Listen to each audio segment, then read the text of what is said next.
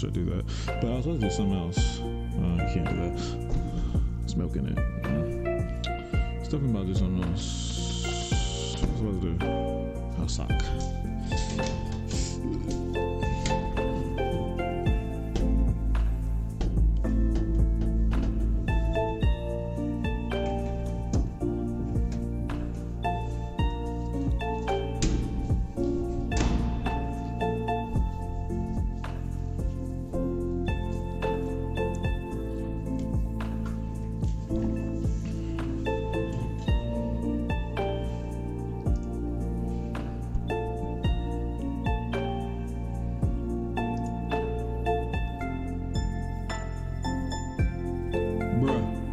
What the fuck?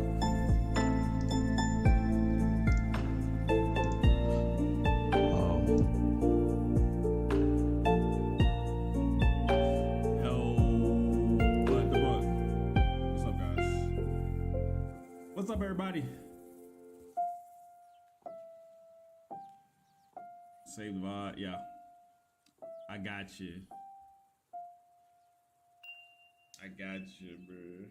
Matter of fact, let me see.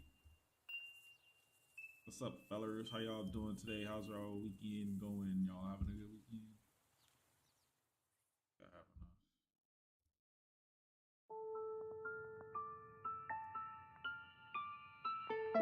Barely hear me. Oh, fuck. Hold on. It's probably because the music is so loud, to be honest. Y'all should be able to hear me. Let me see. I'm trying to make the quality better. Y'all should be able to hear me fine. Y'all still can't hear me? Is it too low? Okay, 0.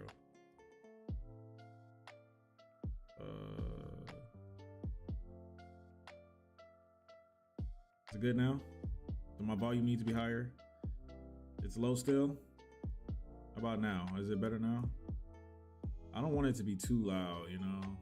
Is it better now?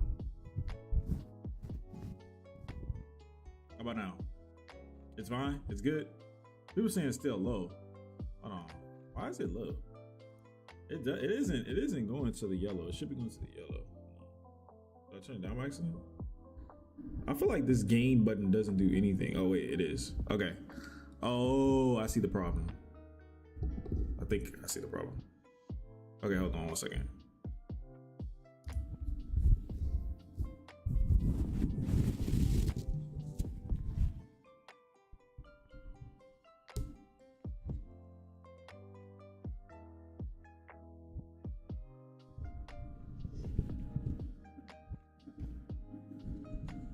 It's good when I'm leading in. I'm not retreating. What the fuck? Stop hating, bro. You know I do this, right? You know I do this shit, right? You know I do this. I'm the Attack on Titan debate connoisseur. It's good. I don't know, man. I feel like it's not good. There's too many people saying it's not good. I feel like y'all are capping, man. How about now? Is it better now? Is it better now? No? Still too low? It's hearable but low. I don't know why it's so low. I really don't. Am I doing it backwards? Is that why? Oh, wait. Hold on. Oh, no. I think I know the problem. Hold on 1 second. 1 second. I think I know the problem. Bro, the battle with me and audio, bro, it'll always be a battle. I'll never just have good audio. Just call it a day, you know? This has never happened. It's on max, bro. Like I can't turn it any louder. Wait, no, that's the wrong one. Okay. All right. How about now? Is it better? Is it better now? That's good. It's too loud. Oh my God, bro. What? You can hear wind. See what I'm saying, bro? It's no pleasing y'all, bro. It's no pleasing y'all, bro. Y'all gotta have the perfect. All right. How about now? Is that good? How about that? Is that good? Is that good? Is that good? That's good. Can you hear me now? All right. No, some people said it was good. Not everybody. This is good. You can hear me breathing? Oh, fuck.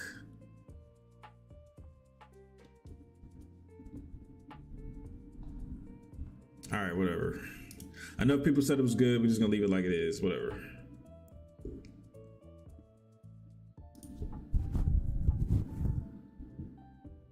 I'm watching Last of Us after the debates.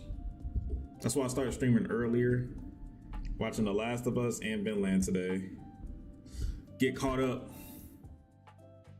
on Twitch. Yeah. Why am I beating the dead horse? Because it's not a dead horse to some people. It's an alive horse, you know. And I gotta get back in my mode, bro. Attack on Titan is coming back next month. We got a month. Episode 3 is the gay of us. Yeah, I heard a lot of people bitching about it, but to me, the episode, it felt like it was a scapegoat because everybody thought the episode was gonna be bad, and so they just wanted it to be bad. They just wanted a bad episode. Like it doesn't. I haven't seen it, but from what I heard, it wasn't that big of a deal. Like okay, they might have been overdoing it with the amount of attention they put on the gay couple, but is it really that big of a deal?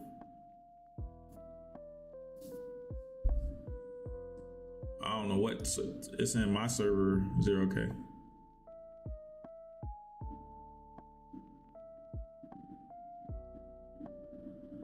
Bill is a completely different character. That's true, but was Bill? People argue that Bill is like necessary for Joel, and I just don't really think so.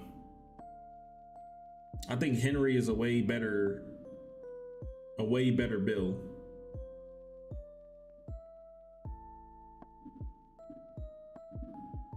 Blue Yeti, Matt Gamer.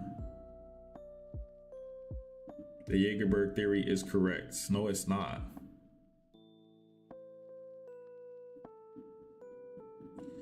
Got my drink? Yep. I got me a big glass of water. All right.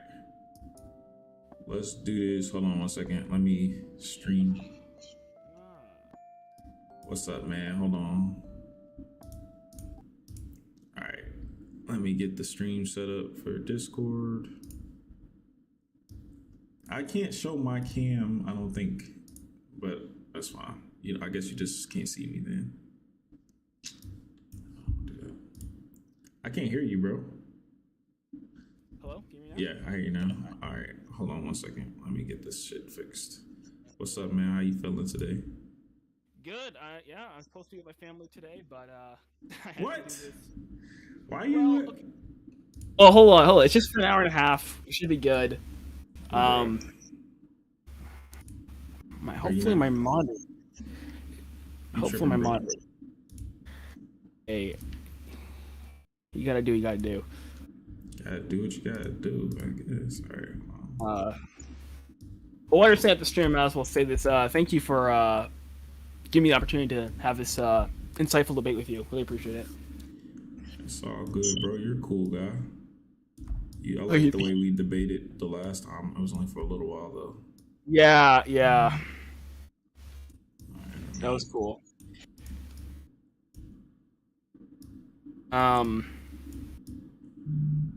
Yeah, people can say a lot about you, but you're definitely not a coward. That's for sure. No, sir. No cowardice over here.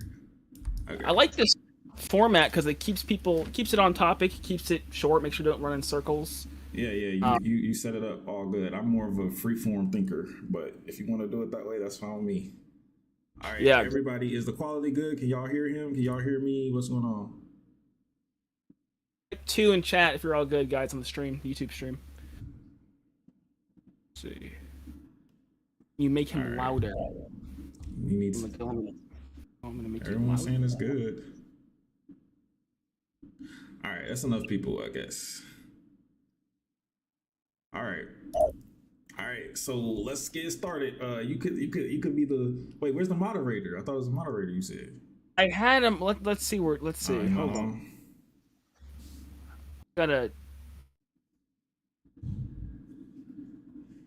He's not even here. It's all good, bro. We don't need a moderator. All right. Well, we'll time each other since I have to look at my stuff. So you get the clock. It's 10 minutes, right? Let me put the clock on the screen actually, so that for the viewing experience. Let me find the clock. Timer. be in charge of the clock. Excellent. All right, he said 10 minutes. We agreed on 10 minutes. Yes. Okay, hold on. Let me see. Is there a way? Oh yeah. Okay. 1 second. Two. Okay, you guys are all good. All right. What's funny? I should have said no. I don't want that. Attack on Titan's ending being objectively good. I can't do that. Hell no. Good luck. Well, wait. We're doing. No, I'm just kidding. I'm talking about the people who say that. I can't get this screen to pop up. Hold on 1 second. Timer on the screen real quick.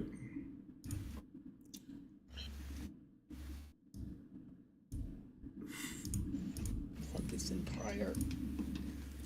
All right, so you explain to everyone what the general argument is going to be real quick while I get this set up. All right, hold on. My camera just got all messed up. Oh fuck, bro. We scuffed screen. Do people still say scuffed? Scuffed stream. Another weight's all off. Damn it. What? Scuffed screen, guys. Scuffed screen. All right, there we go. Perfect, bro. This is like the most high quality scream I've ever done, bro. This is so advanced. Look at this, bro. All we need now is like a fucking.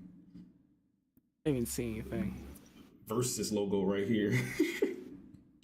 I'm not even wearing this. I own one suit, bro. I don't even Brown's Magic came. Excellent. Oh, really? I hope you don't have too many of those. Nah. Huh? Said Brown's Magic came. Oh yeah, she said she was gonna be here. Really? She told you that? She said it on Twitter, I think, if I'm not mistaken. She did? Yo, your camera's frozen. Oh yeah. It's only frozen because it's fine. It's only frozen because I'm like alt tab, but I'll stay on his. What the fuck? Why did it disappear? See, this is what I hate about Discord. Hold on. Streaming Discord. Let me fix it.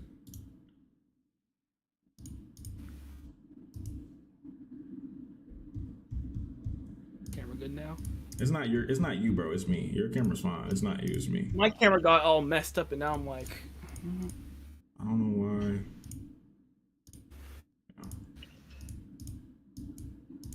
Every time I do one of these, I'm like, I gotta be more organized. Okay, here we go. Why is it zoomed in on you? Fuck. All right, I can't close it. Getting an excellent view of my printer, guys. Yes, thanks for the printer view. All right, cool. We got it. All right. So, fuck, it's gonna be hard for me to start this time.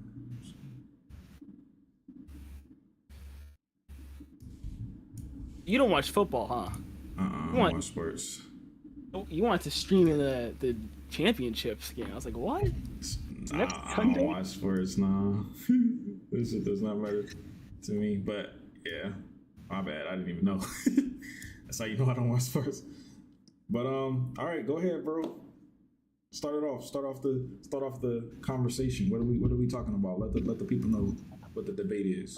I think. Damn it! Hold on. Just a sec. Sorry, just a sec. Just a sec. I swear I'm not stalling. Okay, there we go.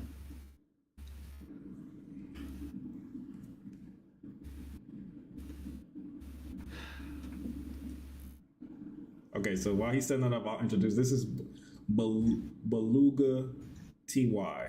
I don't know why it's TY, but Beluga the Jaegerist. The Jaegerist, right. Beluga the Jaegerist, and he's an Attack on Titan ending defender. He's one of the more logical ones. You know, he doesn't say that everything is perfect. You know, he acknowledges that there are some flaws, but he thinks overall that the community who doesn't like the ending are doing too much, basically, like not exactly giving the show the story the credit it deserves when it does accomplish good things. Am I saying that right? I don't want to be misquoting you. Yes. Yeah. Okay. All right, cool. All right, so but the main thesis, the main thing that we decided to debate him on today was about Eren and his character, and your argument is that Eren as a character remained consistent, right? Yeah, I'm gonna use the word Aaron's character is not retconned. That's what I'll say. Okay, not retconned. All right, cool, fine. And when we say retcon, we mean in chapter 139, he was not retconned. No, he Okay. he not retconned. All right. All right, cool. So who's gonna go first, me or you? Um, I mean, I think everybody knows my arguments for why he is retconned. yeah, yeah. Everybody here, anyways. I guess I'll go first. You Do you have the move clock? it. I can fix it. You gotta leave your camera in one position, bro. Oh my tripod thingy is It's fucked up. All right, hold on. yeah. I'll fix it. Just today too. I love how today, this exact day, it chooses to do this. Okay. All right, I fixed it. All right. All right, I got the timer, so it's 10 minutes, right? Yep. All right. Oops. Still don't see it. You can't see the timer? It's on the stream. It's on the stream. I'll tell you when. It's on the stream. All right, I'm about to start it in 3, 2, 1, go.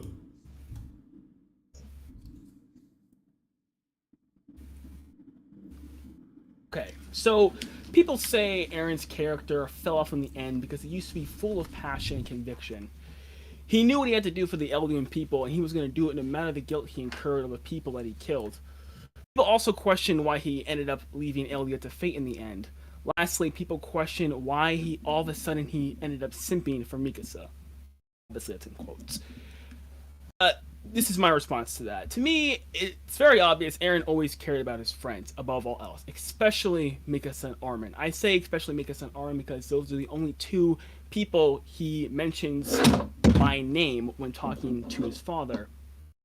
He always wanted his friends to live long, happy lives. Again, especially Mikasa and Armin. Killing them would be totally opposed to his character. Sacrifice his friends for something else is not like him. Notice early in the story, he sacrificed himself for Armin.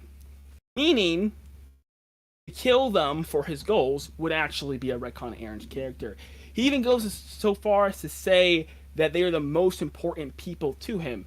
This means that he prioritizes them over his countrymen. For him to choose Eldia or over his friends is completely inconsistent. In regards to leaving Eldia to fate, well, not only is that a simplification, of course, Aaron destroyed industry, research facilities, all the ships in the world, all the war aircraft in the world. He even says in 139 they'll lose their capacity to wage war.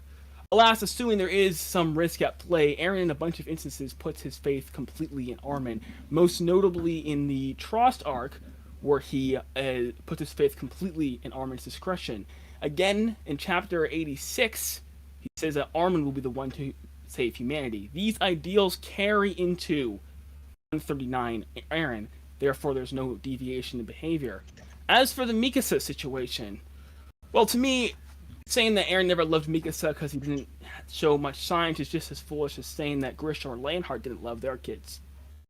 These three men were distracted by something else. Even so, there's reason to believe that Aaron had strong, even romantic feelings for Mikasa. One of the clearest signs of an Attack on Titan character being romantically interested in someone is blushing. We see this with Falco, Gabby, Mikasa, Annie, Armin, Hana, Franz, and even Aaron.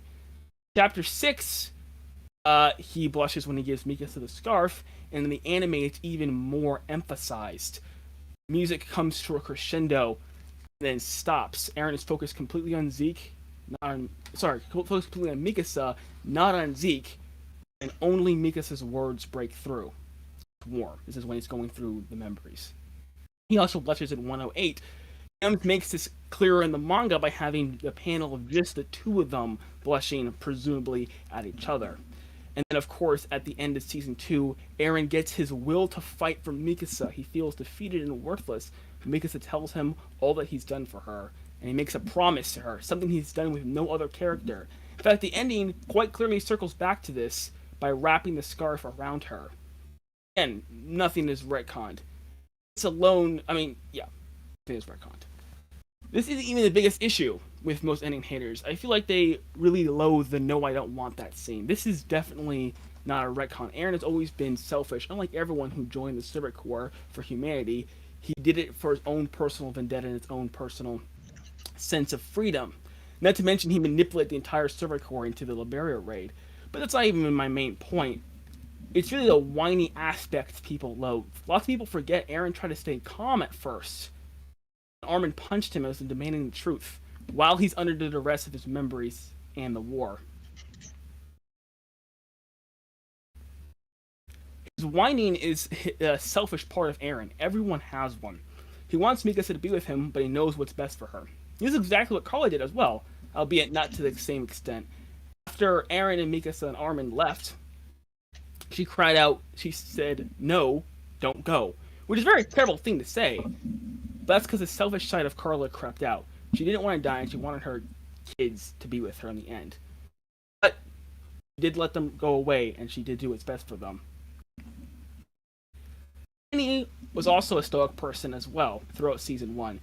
She also had very poignant moments, like her laugh. In fact, at the end of the season 1, she was ugly crying worse than Eren, and then returned to her stoic self in the time skip. Like Eren, her stoicism was partly an act, but mostly real. People get impassioned, intense, and emotional moments, and most people understand this, which is why no one said that Annie's character was retconned. Eren was simply having an emotional moment. It's also noteworthy to point out that he returns to his stoic self in 138. 139 happens in 131. It's really not a 180. It's just a poignant gap in an otherwise stoic behavior, like all people have. To me, I see no massive change in his character or retcon. I just see a very real, very layered character. I'll concede the rest of my time. All right. Nice. Okay, so I got it. I agree with a lot of the stuff you said, but there's a lot of things that I vastly, very, very much disagree on. And I know I only got 10 minutes, but I don't mind because I want to ask you questions and I want you to respond to them, even though it's going to be my time. So I'm going to put my time now, and it started. Okay. Whoa. You need to get to do that in the cross-ex, right? You have 20 minutes. Yeah. Okay, fine. My fault. I forgot about that. All right. So the rebuttal. You rebuttal my opening statement in your rebuttal period. Okay, see, this is too. Okay, I got you. I haven't never done like actual formal debate before. Okay, so my opening statement is that Eren was 100% retconned. He was completely changed from the character that he was at the beginning of the story to the end. So was Armin as well. They both were retconned in some way, shape, or form. The reasoning being is that. The reasoning for Eren's retcon, I couldn't tell you why he was retconned, but the reason why I say that he was retconned is because the Eren that was presented to the reader pre-time skip is a completely different character than the Eren that was presented post-time skip. You say that Eren has always been selfish. I say that is completely not the case. I never once in the history of time believed that Eren was selfish, as in he was thinking about what he was doing was for himself. What he was doing was for his people. Now, if you want to say he's selfish and just that he cares about himself and his people and the ones close to him, well, then I feel like that's selfish. And I don't know, but when as Eren as an individual, Eren never did things because this is going to help Eren. If I do this, I will make the world a better place for Eren. Eren never thought that way. He always thought we should be. Why is this taken away from us? Why are we not allowed? So I completely disregard that thing for Eren being a selfish character. As far as the Eren and Mikasa romance, if you have a story that has well over 100 chapters and the only indication that you have for a romantic relationship is blushing, then the writer failed completely, because there's multiple instances of people blushing in this show and there's no indication of romance. So I'm sorry, that's not good enough. The only way that could work is if it's a hidden type of romance. If it's supposed to be a plot twist romance where the story, where the characters, where the audience don't see that the characters are in love with each other, but there's enough breadcrumbs to see that it could lead to that will work. But if it's an open and shut, these guys are in love with each other and you should have known it from the beginning, that a blush is not enough. You need more than that. You need way more than that for it to be a believable romantic relationship.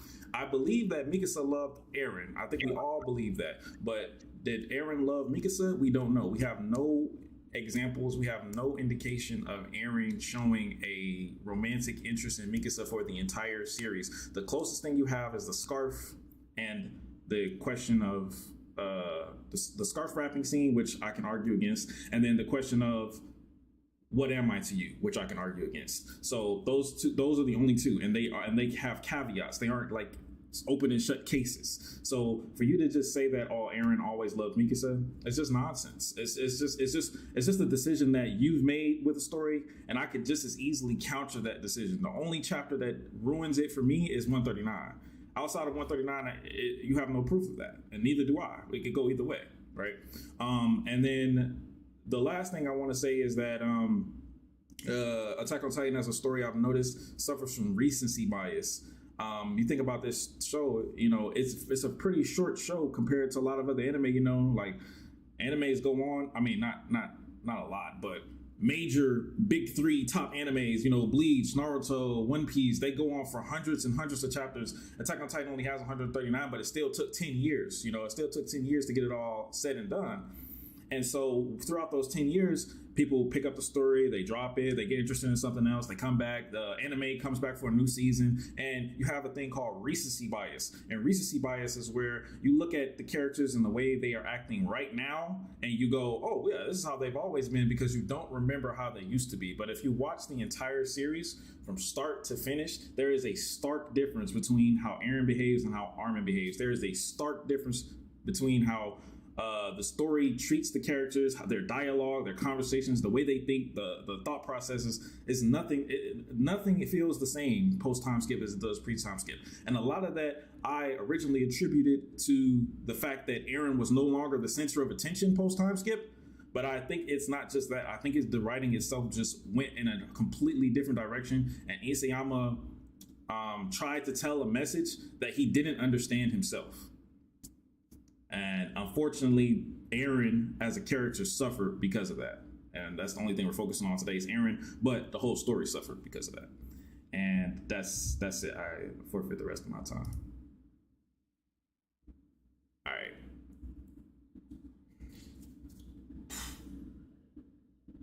You said bro ain't listening? He definitely listening. What the fuck? Yeah, I'm for sure listening. All right. You know the only way for this. All right, so Mira, can you set the clock? I got you. Wait, how long am I supposed to set the clock for? Doing a rebuttal now to your open statement, so 7 minutes. 7 minutes, okay. I don't remember. And then after everyone's favorite part, the 20-minute cross X. Okay. All right. I never got to rebuttal your points though. I'm confused. After my rebuttal, there'll be your rebuttal. Okay. All right, here we go. 3, 2, 1, go. All right.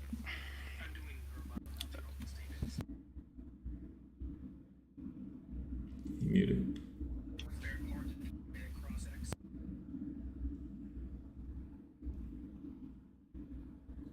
You good? All right. Oh yeah, I'm good. Just a little technical difficulty. Okay, so you said Eren's never acted selfishly. I have to disagree with that, because here's the thing. Individually, I just want to say that. Yeah, individually. I think it's very clear that Eren was. I mean, think about it. When Levi asked him, why do you want to join the Story Corps? He didn't say anything about humanity. He didn't say, I want to free humanity. I want to do this for the sake of everyone else. He said none of that. He said, because I want to kill all the Titans, because he has a personal vendetta. Now, I'm not saying that in and of itself proves his selfishness, but then later on in the time skip, he just completely manipulates everyone into doing the Liberio raid. So I think that Eren's not the most selfless character around. I think he's pretty much has a lot of parallels to Erwin. And that, speaking of Eren, that actually includes the romance. Now, I'm very glad that you said this, because you said it would only work if it was supposed to be a plot twist. I totally agree. I think it was supposed to be a plot twist for sure. I was surprised. I was not a big Eren Nika guy at all. In fact, I thought that my friends were foolish for even believing in Eren Nika before I finished the chapter. But I was wrong, and it was, in my opinion, it was supposed to be a plot twist. And again, it's not just blushing, right? We have. I'm excited to hear your response in the cross-ex, but we have the scarf thing.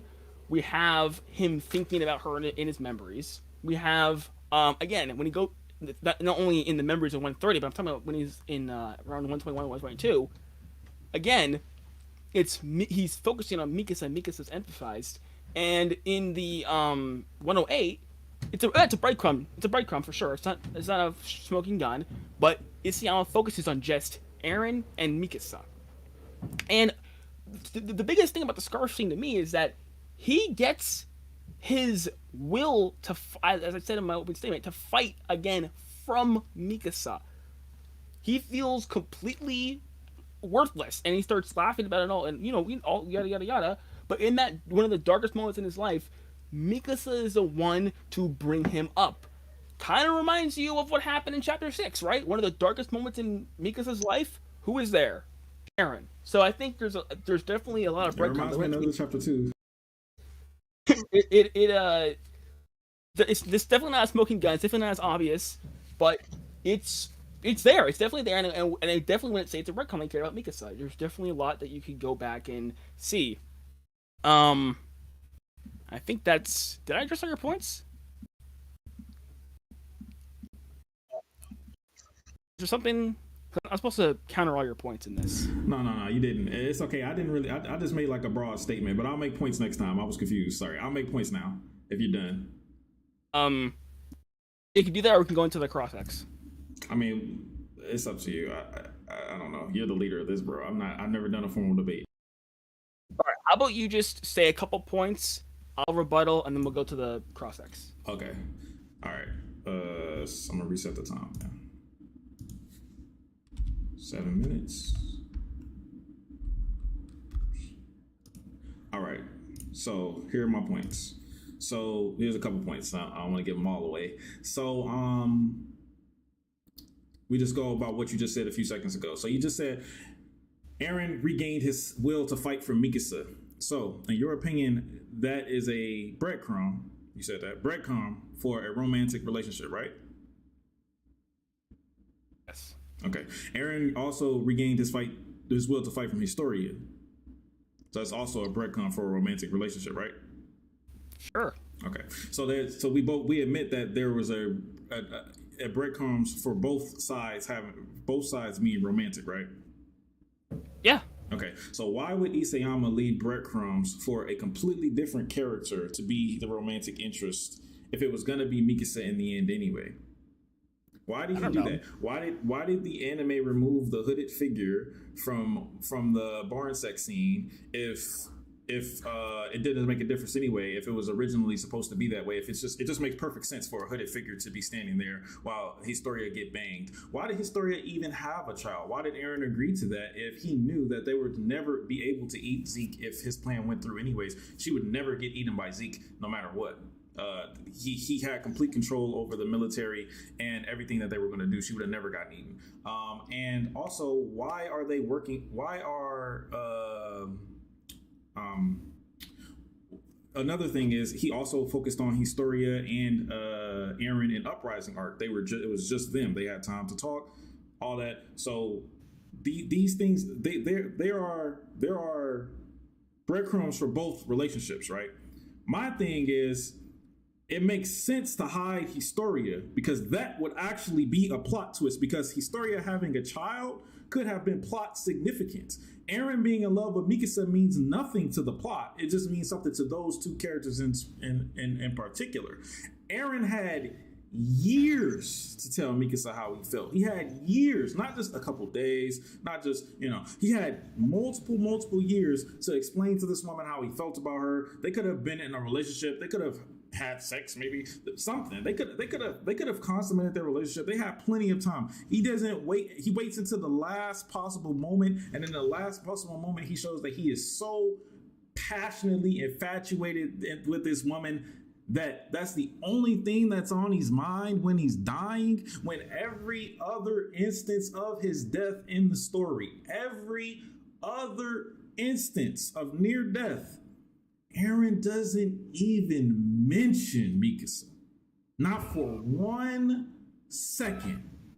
And you're telling me that's not a retcon? He didn't think about Historia because he didn't know her most of the time.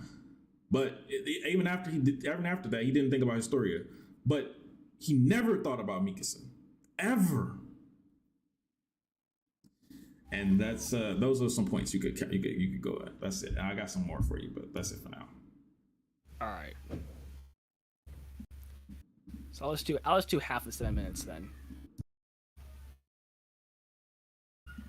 Okay, cool. Let's start it now. Clock. Okay. So I'm glad you brought up the Historia thing. As far as Historia, well, this is a kind of an embarrassing secret. Most people don't know about me, but it's gonna have to come out now. I actually did. I was actually an Aaron Hisu guy for sure. Towards the end. So I'm definitely not saying there wasn't any breadcrumbs there. In regards to that, why Isayama chose to do such and such thing, not really relevant to the plot. Because I'd say if he liked Historia, that wouldn't be a retcon. If he liked Mikasa, that wouldn't be a retcon. There was breadcrumbs for both of them. And as far as the near-death experience thing, the season 2 finale was definitely a near-death experience, and he was absolutely thinking about Mikasa for sure.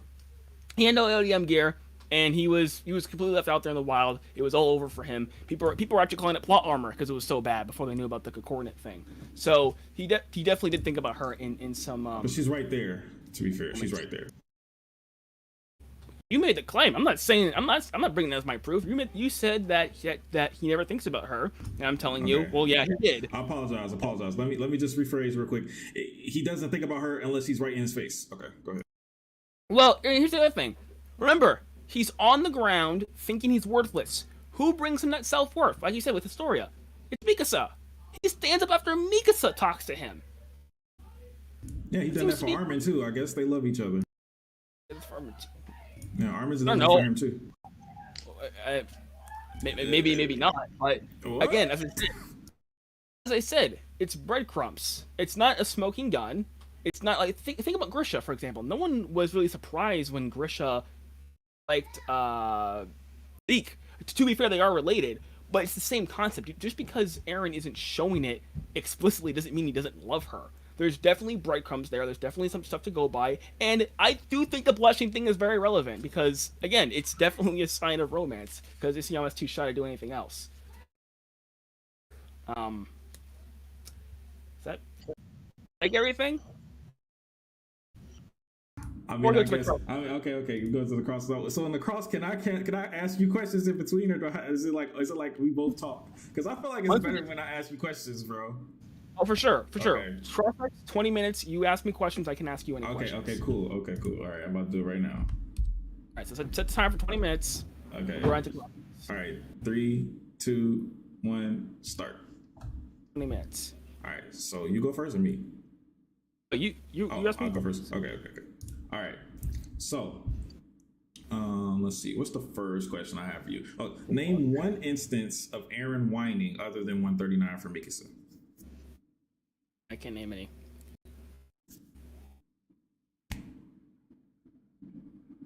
I won. I said I can't name any. I know, because I won. That means I won. That's a retcon.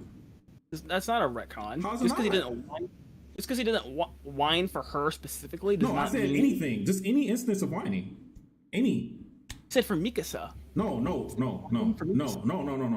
I said when he did it for Mikasa. Let me rephrase again. Name one time of Eren whining at all other than 139. At all. He whines in chapter. He whines in chapter 50. He whines. Wait, no. Go into why it's whining. Explain the whine. What makes it a whine? I wouldn't really classify I wouldn't really classify 139 as a what do you mean? That's a whine. That's a whine. A whine is when you want something. When you want something, or when you want something that you can't have, and you're crying about the fact that you can't have it. Like I want Mikasa, but I can't have it. I want this, but I can't have it. It's all about what you want, and that's it. That's whining. Whining is there's no substance to it. There's no substance to the complaint. Things. Number one, he whined about not having his freedom a bunch of times. Number two, that's not the same thing. That's not the same thing. Number two, that reason why he can't have it is because him himself is not letting him have it. It's not like an immature thing. He's just expressing his emotions. He himself, it's not. No, it doesn't matter because you're saying, oh, why? It's not like a petulant child just whining because he can't have candy. That's exactly what he's doing. No, he knew he was going to die. He knew he was going to die before that. He knew he was going to die because he is. He has the candy jar. It's not a childish thing. He's just throwing a temper tantrum on the floor because he can't have what he wants. He is just expressed wants to be with Mikasa. He can't be with Mikasa, and he himself is the one who is making that happen. It's not. It's no one else. He's in control of everything. So you can't name another instance of him whining, because you're saying wanting to be free is whining. Wanting to be a free from potential death from other people is whining. That's what you're saying. That's whining. So when a slave was like, "Mama, I don't want to be a slave no more," that slave was whining. That's what you're saying? Yeah, I can't hear you right now. You can't hear me? Yeah, they said you're cutting out. Is everything okay? Hello?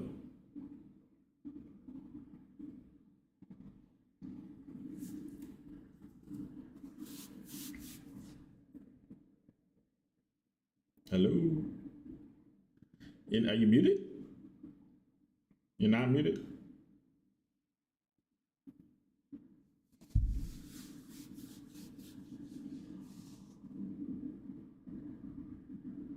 Hello? Okay, yeah.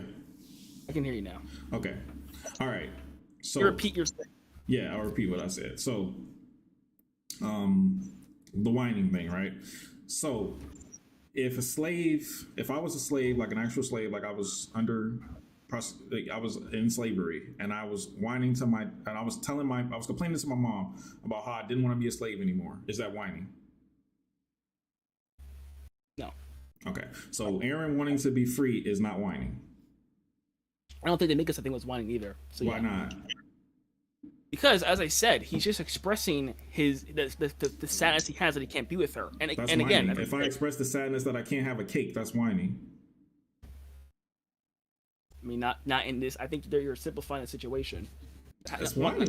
We got to define what whining is at this point.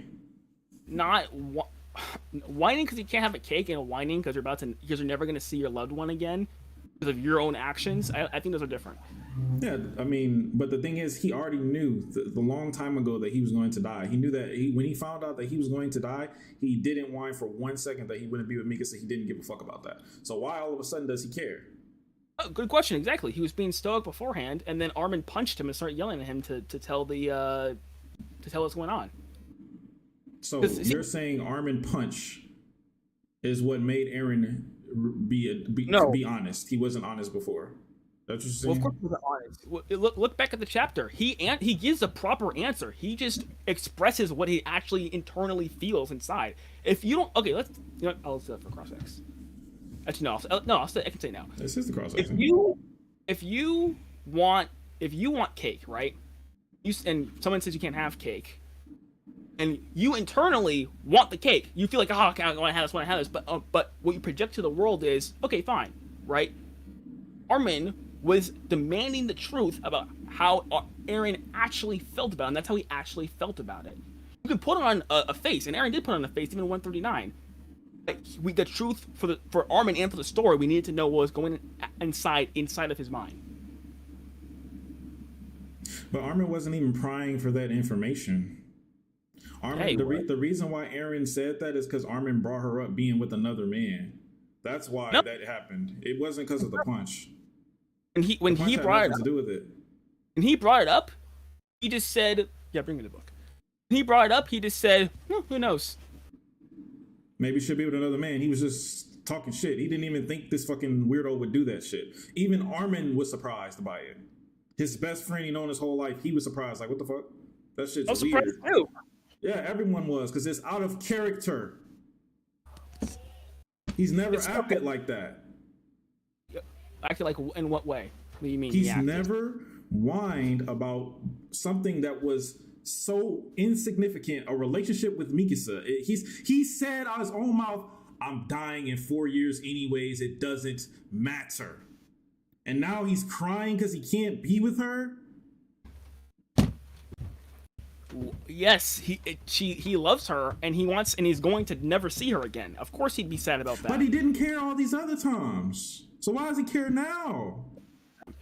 As I said beforehand, he was being somewhat mature. He's put on a face. He put on a face. He put on a face inside the Titan's stomach when he was dying. He put on a face, man.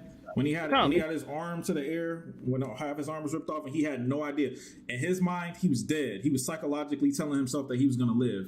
If it wasn't for the Titan serum, which he didn't know existed, he'd be dead. In that moment, he did not mention Mikasa at all. That's not a face. He doesn't care about her in that way.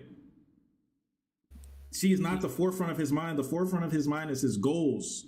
His goals of freedom. That's the forefront, not Mikasa. He's proven that time and time again. And until 139, now it's different. I completely agree with you. What do you mean? That's a retcon, bro.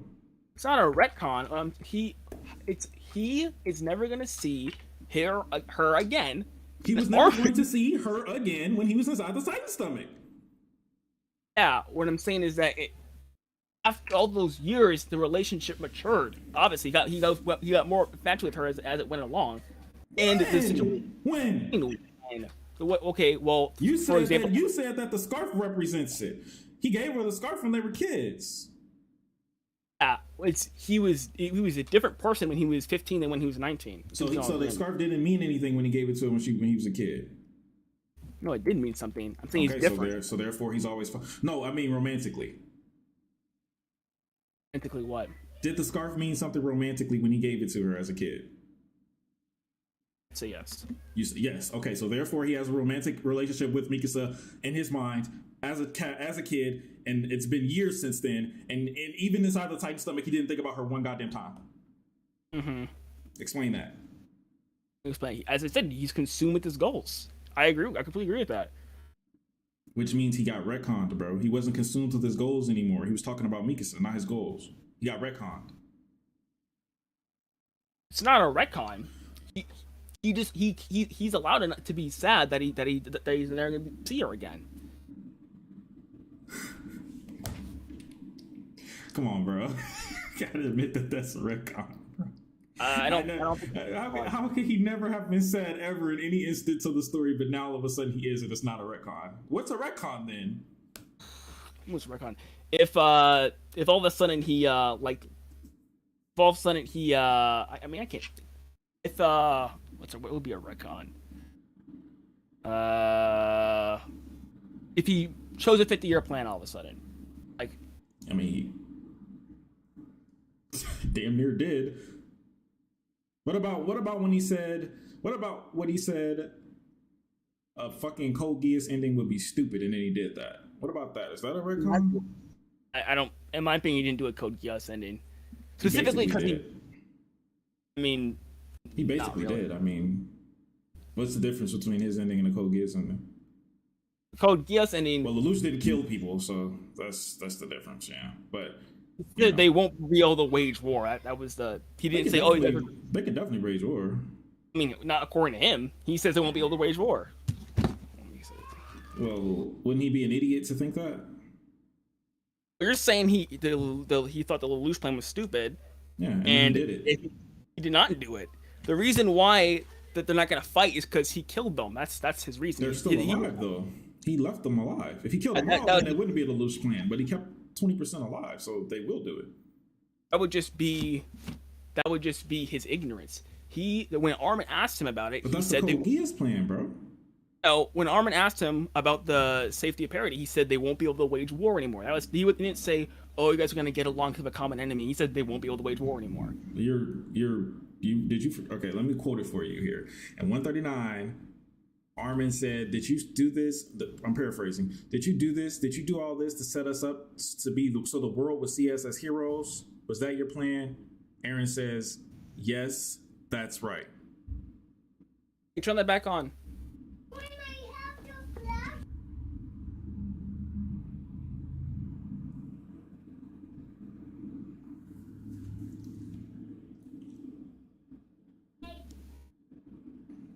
Sorry about that. It's all good. Okay. But yeah, Eren said, "Yes, that's right." So Eren in the source material of 139 said that he did the Code Geass plan. No, he doesn't. And then look what he says. Look what Armin says. "So you want us to be like the Tiber family after the Great Titan War. We're supposed to protect parity from the replacement from humanity in the outside world."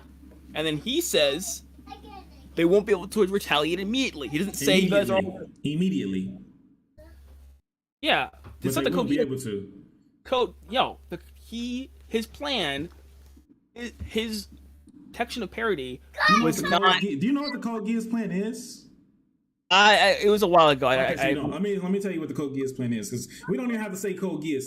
What he said, what was said in Attack on Titan source material was, Pixis said, "How do you feel if that there was a common enemy that the world had to unite against that common enemy? Do you think people would set aside their differences to go and vote versus that common enemy? Do you think people would set aside their differences?" Aaron said that shit sounds stupid than a bitch. In my opinion, that sounds dumb as fuck. So either Aaron was lying there, but why the fuck would he lie there? So I'll just cross that out. So he's telling the truth. He think that shit's stupid than a bitch, right? Then he did that. How is that not a retcon, bro? Because You guys have to go. get out of here. Come on. Hold on, my baby brother's down here, dude. It's Bring all him up, good, bro. What is he doing down here? How did he even slip? Okay, listen.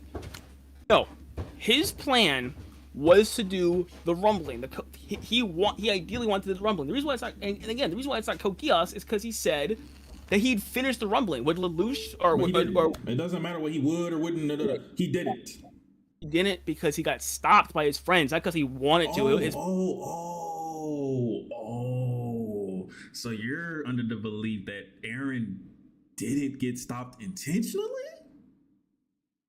I'm not under that belief. Oh, so he did get stopped intentionally. Yeah, but his plan. Then he did the Code Geass. He wanted to do the rumbling, but not completed. Just because he wants to be stopped doesn't mean that he wants to be stopped at any particular point. He wanted to be stopped before completion, so that his friends could be seen as heroes, which he said was his plan. No, I don't subscribe to that. But that's what he said. So he lied? When he figured out that 80% was going to happen, because he says you will kill 80%. That's what he said. I wanted you to be seen as heroes. That was my plan. Yeah, after he knew he was going to get stopped at 80%. Bro, it's either he wanted to get stopped at 80% or he didn't. No, it's not. It's not. Okay, my bad. Not at 80. Either he wanted to get stopped or he didn't want to get stopped, because he had all the power. He could have stopped them from stopping him. We both know that.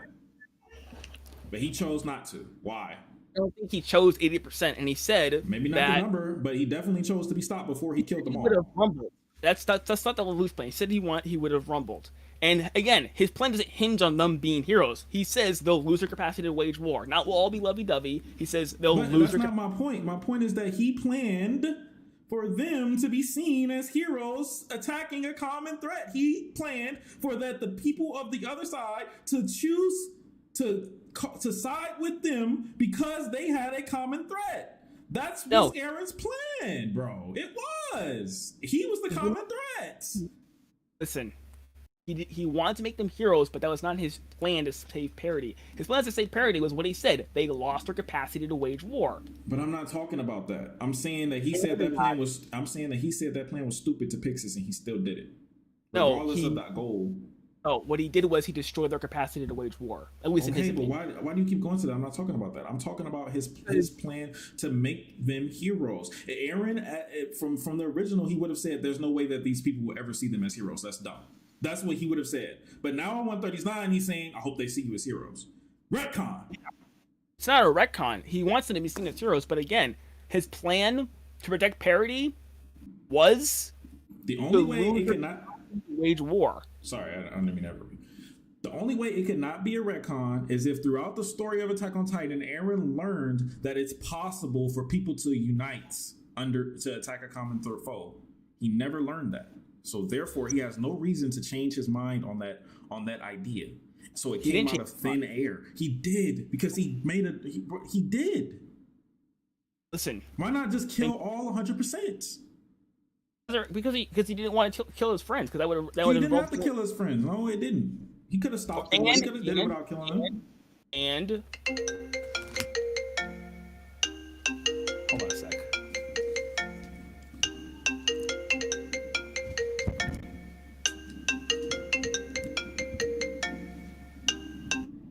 You good, bro? I'm telling you, man. Telling you, man, it's subjectively bad. It's objectively poorly written, bro. You can't. You just can't argue against it, man. Should have defined the term retcon. Yeah, probably. I just feel like everybody knows what a fucking retcon is. Like I don't have to define a term that's like so cut and dry. Like character was like this at the beginning, and now they're not like this no more. Out of nowhere, it wasn't a character development. It just happened out of thin air. Okay, I'm back. Go ahead.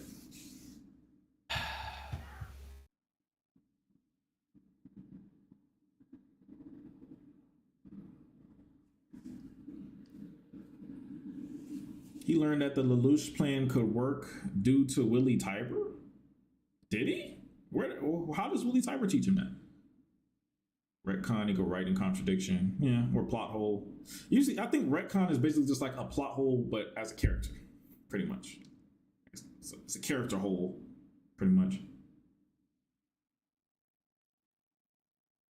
You only argue against guys who can't argue, keep changing the subject and leading him around, and he lets himself go. He can argue. What are you talking about? It's just not. It's not defendable.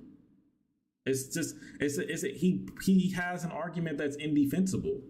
Like I could never, even though how good I am at arguing, if you ask me to play devil's advocate for the ending of Attack on Titan, I could never do it. There's just nothing you could say. It's poorly written. Like I can't make math. Like I can't make magic happen, bro. Like it is what it is. Donation higher than your wage. Oh yeah, sorry I saw you guys donating, but I can't really. So the thing is, I can't alt tab while I'm streaming Discord, because if I alt tab while I'm streaming Discord, it like makes his shit freeze, and I don't want to do that. So I have to stay on the Discord window, so I can't read anything really. I can only read like a little bit of the chat because I got all these windows. It's crazy. Streaming Discord sucks. But I do appreciate y'all for the donations. Thank you guys very much. Looking more and more blonde by the day. Shut up. Willie showed him that it couldn't work. Oh, yeah. Willie showed him that it couldn't work. Yeah, that's fine. Yeah, exactly. That's what I was gonna say. If he had have said that Eren had that's why I left it there, because I wanted to see if he had said like, no, he didn't learn it. I'd have been like, bro, if anything, he learned the fucking opposite. Like, hell no, these motherfuckers is not about to work together under any circumstance. Hello. Yeah, we hear you, but your camera's not on. Even the Eldians from the other side of the ocean, they was willing to kill. They didn't even want to unite with them. Like, I was like, man, fuck them Eldians. Fuck those Paradisians. Kill them. We're the good guys. We like y'all. But fuck them. Bro, right. No way, bro. Open up. All right, where were we? You got a beeping noise going on. A beeping noise? Is that me? It's gotta be you. Let me beep you. Oh, it is me. What the fuck? Where's that beeping coming from? It's probably a timer. Oh, the timer. Why the fuck did the timer have a beep on a fucking Google search?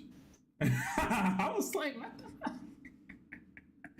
I didn't know it had a beep. I thought it just goes to 0. My bad. Fuck. It's not that deep. Forgot how long the. Does anyone know how much we have before I got interrupted? Nah, it probably was like 4 minutes or something like that. Maybe less. Maybe less. All right, I said it's about. Hold on. Let me dude in his suit for let me fix your camera again. Hold on. Okay, that was pretty hilarious. What was the camera thing? I mean the beeping thing. You said this dude is in his suit for his argument's funeral. Touche. Bro, it's nothing, bro. It's nothing you can do, bro. Like, you can't defend this. There's things you can defend, but this you can't. Eren was retconned in so many different ways. Let's just continue with the argument. Okay, listen. All right. Hold on. I'm about to put the timer. Can you bring me volume 3? I'm about to put the timer. Hold on. I'm about to timer. Volume 4. Hold on, let's get my book. Oh, I thought you were talking to me. All right. 3, 2, 1, go. Okay, listen. I believe you asked me about the Lelouch thing about it being rosy. Listen. He did not. His plan for Eldia was not to make the world all come together into peace and harmony because he needed to kill them all. Huh? Nobody didn't kill them all. He got stopped. He wanted to be stopped. What he said was. Hold on, bro. We gotta establish some things here, okay? We gotta establish the way you think of the story. Did Aaron want to be stopped? Yes or no? Yes, I would say yes. So Aaron wanted to be stopped. So why did he not kill them all? What do you mean? Was him being stopped out of his control? Did he control the stopping? Did he choose to be stopped, or did he handicap himself, or was he stopped out of his control? Like he couldn't. They just were so good he couldn't stop them. Which one was it? It's because Zeke got killed. So the rumbling. That's when the rumbling stopped. Well, I mean, my that's not my question, bro. My question is, did Aaron did he actively try to his best ability to do a 100%, or did he want to stop? He want them to kill him before he was able to do 100%. I think it's that he was conflicted. I don't think he was going fully for 100%, but we do know he wanted 100%. Okay, but okay, what did he do? What did he do? What did he do? What was his choice in this? I don't care what he wanted. What did he choose? Did he choose to go for 100%, or did he choose to handicap himself so they would stop him before 100%? I'm gonna say he definitely handicapped himself by leaving him around. Yes, I would say he handicapped himself. Other than that, did he handicap himself? I mean, there might be. I don't really see an instance where he handicapped himself, but I mean, maybe there is one. Well, I'm asking you, like, you defended the ending, and you don't even know what he did. You don't even know what your main character did in the climax. You defended the ending. How is it well already you know what he did? Well, no, I do know he's conflicted. Okay, I'm asking you. Asking me what? What did he do? What do you mean, what did he do? Did he decide to be stopped, or did he decide to continue but got stopped and it was out of his control? I would say that it was somewhat out of his control. So it's out of his control? Kind of, because he left his friends around, but that was in his control. Okay, so you're saying other than the fact that he didn't take away their freedom to fight him, that is why he is out of his control. If he had have done that, then it would have all been in his control. But because he did that, everything else after that, aside from that, was out of his control. But he could have stopped it there. Is that what you're saying? Is it again? Okay. Yeah, I kind of worded it badly. Let me say it again. Other than the fact that he allowed them to fight him, other than the fact that he didn't take their Titan powers away, other than that, was everything else outside of his control? Or in his control? Which one? I would say a lot of things were in his control. Yes, I think. Yeah. So even outside of the fact that he took away their Titan powers, a lot of things were in his control. Yeah. Okay, we agree on that. So the fact that things were in his control means that the result that happens was what he chose, because it was in his control. Yes. So if he chose for his friends to kill him before the rumbling completed, then he chose the Code Geass plan that he said was stupid at the beginning of the story, which is a retcon. Okay, two problems with that. Number one, I don't believe that he chose to get stopped at 80%. Number one. Number two, no, I said at 80%, specifically 80%. Okay, it doesn't matter the number. The percentage number doesn't matter. People still alive that can side with them, that can potentially side with the island aliens. It doesn't matter the number. The fact that he left those people alive means that he chose the Code Geass plan. No, absolutely not. Because he, again, in I believe it's chapter 10 you're referring to, he is not doing that. He's not uniting the world under the power of friendship. He's uniting the world under bigger army diplomacy. He says they lose their capacity to wage war. It is not the Lelouch ending. Or the whatever he described in chapter 10. He wanted to make his friends heroes. He wants to be stopped. Yes, all that is true. However, he did not base his plan of peace on friendship and love. He based it on they lost their capacity to wage war. In fact, it appears like Armin. It looks like he even rebuttal. You keep keeping that part out. Temporarily. That's Armin's. That's Aaron's thing. Look what Armin says. Look what Armin says. He says they wanted to be like the Tiber family, right? And then he says they'll rumble and kill 80% of humanity. They'll lose their capacity to wage war. Immediately. Stop skipping the sentences that they did. Yeah. Yeah. Immediately, my boy. They can't do it right away, which gives you Yeah. time. Which gives you time to build an army, so you have a chance to fight back if they decide to fight you. But if they don't, because they want to be y'all friends, then cool. Code Geass ending. But if I had killed all these motherfuckers, there wouldn't be no need for a Code Geass ending. There wouldn't be no need to wait because we know they can't kill you because they're dead. What do you mean, bro? I mean, he's not uniting the world under friendship. He's saying they'll. He's they'll trying to. He's attempting to. No, he's not. He never to. said that. Okay. Bro, he did say that. He said it in 139. He said it in 139. No, he said he wanted them to be heroes, and he said he wanted them to be respected. And then he says that the Roman is going to kill 80% of humanity. Heroes and respected. Yeah, that wasn't his plan for world peace. His plan for world peace. That's Code Geass. No, that's Code Geass. His plan for world peace was what he said to Armin, is that the Roman will kill 80% of humanity, and they'll lose their capacity to wage war. That's his plan. His plan wasn't the power of friendship, love, and magic. His plan was to kill them and make it so they couldn't wage war anymore. Different. Okay. What's his plan when they regain the ability to wage war? What's his plan then? I don't know. He never said. What he did say. He did say. Where? That he's seen as heroes and he's trusting the world to Armin. That's what he said. He's trusting Armin to find a way. That's what he said, bro. Yeah, but again, he's not going only on that. He's also going on the fact that they lost. He's going only on that because if he wasn't, he'd have killed them all. Okay, so what? I'll say that for the cross X. I just think I want to ask you a question. Okay, go ahead. Ask me a question. Let's go. What's the cross X? What's the time limit? 20 minutes for me asking you questions. All right. Yeah. Right. Okay. All right. 3, 2, 1, go. Did your time finish? Yeah, it had finished a while ago. My bad. Oh, you just didn't tell me. I reset it because we was having a good conversation, man. Goddamn. All right. Okay. So since we're on the geopolitical topic, I'll start with this. Okay, if he was doing the power of friendship, magic, blah blah blah blah, why did he specifically say how many people were going to die and the fact that they won't be able to wage war if he was going off of what he said in chapter 10?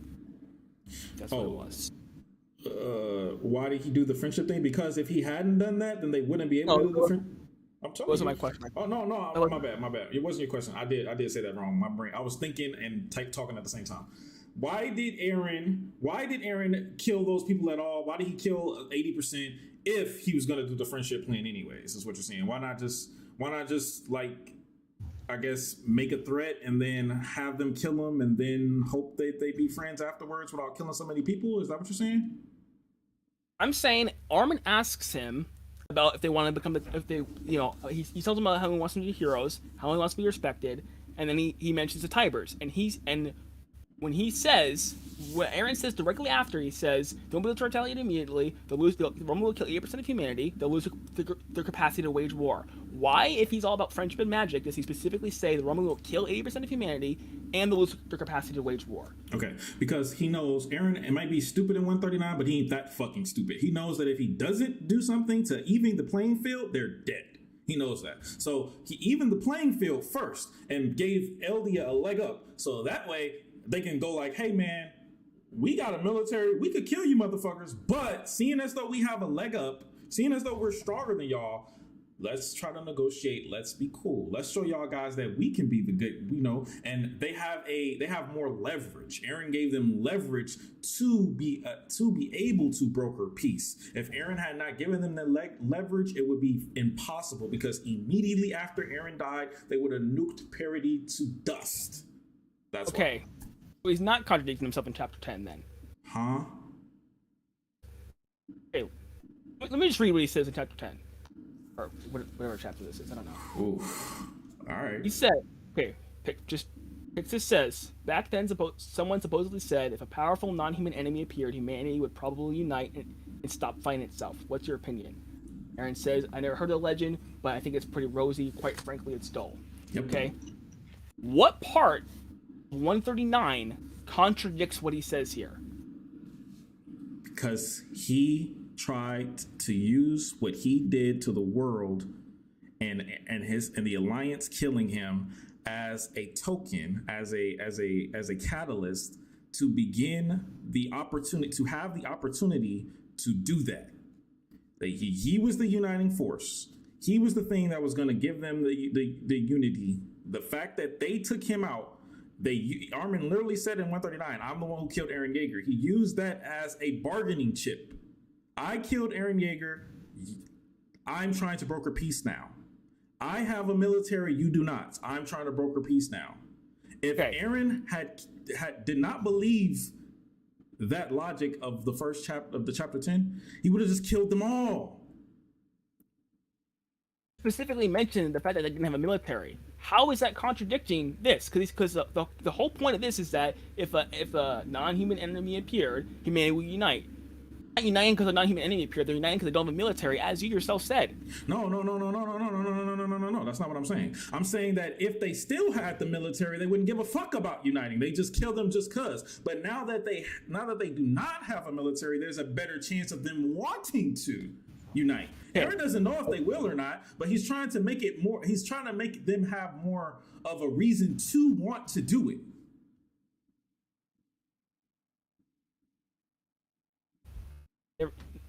He may or he may not, but this doesn't contradict what he said in chapter 12. He's put in the world in a position to do exactly what you said. He put all the pieces in place for that to be a possibility. No, if it's not for him, it wouldn't be possible. No, and the reason why I say that is because he specifically mentioned that their military damages, not how much respect they're going to have.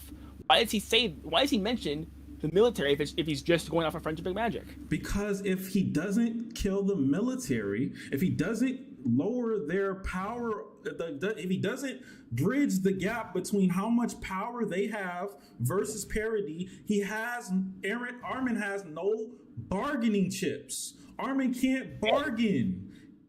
He has nothing to bargain. So it's not the friendship and magic. It's a bargain. It's both. Eren just isn't that fucking stupid. Eren would be he's already an idiot in 139, but he'd be fucking mentally challenged if he thought that the world would unite without any possibility of being killed. They have to have some kind of evening here. He had to even the playing field, which is what he did. He evened the playing field as much as he could have evened it more, but he evened the playing field enough to where parity is the strongest in the world. Now that I'm the strongest country, I can have leverage. I can say, look, bitch, I'm stronger than you. Let's talk now. But if you're stronger than someone, I don't have to talk to you. I don't want to talk to you. I'm gonna kill you. I can have leverage. I killed everyone. I'm the most powerful country in the world, and I'm gonna do this with a friendship of magic. Yes. That's what you're saying? Yes, that's what happened. That's not what happened. What happened was they're the most powerful country in the world, and they had a bargaining chip. Not friendship and magic, they had a bargaining chip. You used the word bargaining chip like it's a peace negotiation. They could have easily said no. But they didn't. But they could. Well, they ended up saying no eventually. Yeah, they ended up saying no. They ended up saying no, didn't they? Could have said no, but they didn't because parity is going to mess them up. Is that what you were about to say? Yeah. Okay, so that's not friendship and magic. And they would have said no. Huh? Bigger stick diplomacy is what you just described. Yes. Okay, thank you. So it's bigger stick diplomacy, not friendship and magic. It's standard foreign policy. Bro, listen to me, bro. Listen to me, bro. It's my turn to ask questions. I want to ask you. Go ahead, bro. Because I feel like I'm not speaking English. Does Teddy Roosevelt believe in friendship and magic? And at this point, because Eren is pretty much using that same logic. What? let's not do that. No. Let's do that because No. I listen. I don't relate things to real life scenarios anymore. Let's keep it fiction. Let's keep it fiction. Go ahead. I'm not saying I'll oblige, but I can do this without bringing the rule into it. Listen, you said yourself, parity is in a superior position. Parity is the strongest country in the world. They have a bargaining chip. This is like literally every peace negotiation. anytime two countries sit at a table to end a conflict, it's always this scenario. It's never, oh, I like you, you like me, let's end it for friendship's sake. No, it's, we are beating you in a war. We have more weapons than you. Give up. That's not friendship and magic. That's not contradicting chapter 10. That is simply Aaron using standard political strategy. That's all that is. It's not contradict what he says in chapter 10. So I'm going to ask you this again. How does him using a bargaining chip full friendship is magic? Okay. So I'm trying to think of a way I can word this, because I feel like I'm just not getting it through what I'm trying to say. I mean, I think the chat get what I'm saying, but okay. So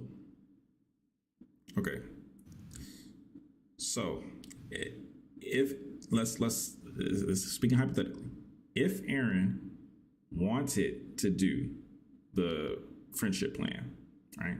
If he wanted to do it, it would be physically impossible for him to do it if Eldia does not have at least equal playing field with the rest of the world. It would be impossible. He knew that.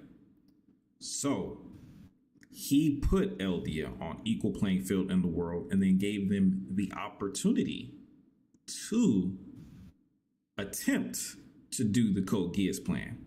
Would it work? He doesn't know. He doesn't know. It might work. It might not. But he had to get them in the position where it was even a possibility, which is what he did. He made it possible for them to do the Code Geass, and he made himself the target, the thing that unites the people. He made himself that, just like Lelouch did.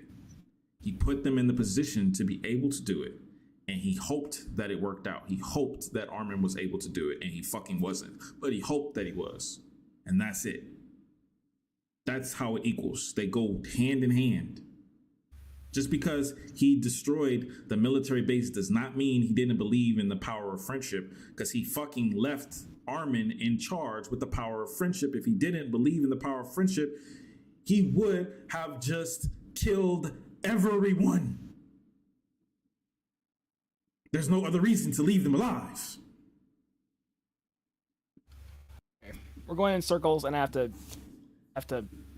I need to have more questions. Do you mind adding 5 more minutes?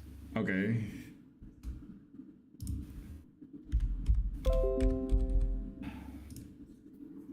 Okay, go ahead.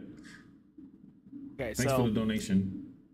As far as the whole friendship that thing goes, I say what you had to say. Yeah. I'm not gonna continue with this. This is wasting time. I want to talk about the whole Mikasa thing. Okay, go ahead. Okay. So, do you believe that Grisha whining over Zeke was a retcon? Whining over Zeke? When did Grisha whine over Zeke? Or crying about with Zeke, and would you consider that a retcon? Crying about Zeke? You talking about like when he cried and embraced him? Yeah, was that a retcon? No. And well, here's the thing. My interpretation of that is that never really happened. Aaron like manipulated Pav some type of way. That's my interpretation. But if you want to say that it really happened, no, it's not a retcon. No. How is it a retcon? How is Zeke learning? I'm about to answer. No, I'm answering the question with a question. How is Zeke learning that not learning, but going through his life and reflecting on it and realizing that he was wrong to treat his son the way he treated his son a retcon? When he literally showed that character development through Aaron, the way he raised Aaron, he showed through the way he raised Aaron that he was clearly not that person anymore. So that shows that he originally thought that the way he raised Zeke was wrong. So how is that a retcon? Okay. Would you say that Grisha mainly focused on Elden restoration in his early life? In his early life, yes. Okay. You say that at the end he changed course and he realized that he Zeke was more developed as a important? character. Yes. He developed as a character. You're saying okay. So I think everyone knows where this is going. I'm gonna posture the question to you now. So if Grisha realizing that he should have been with Zeke more. Grisha realizing he made a mistake, and then Grisha crying about it, and he's never done that before. If that's not a retcon, how is what Eren did with Mikasa a retcon?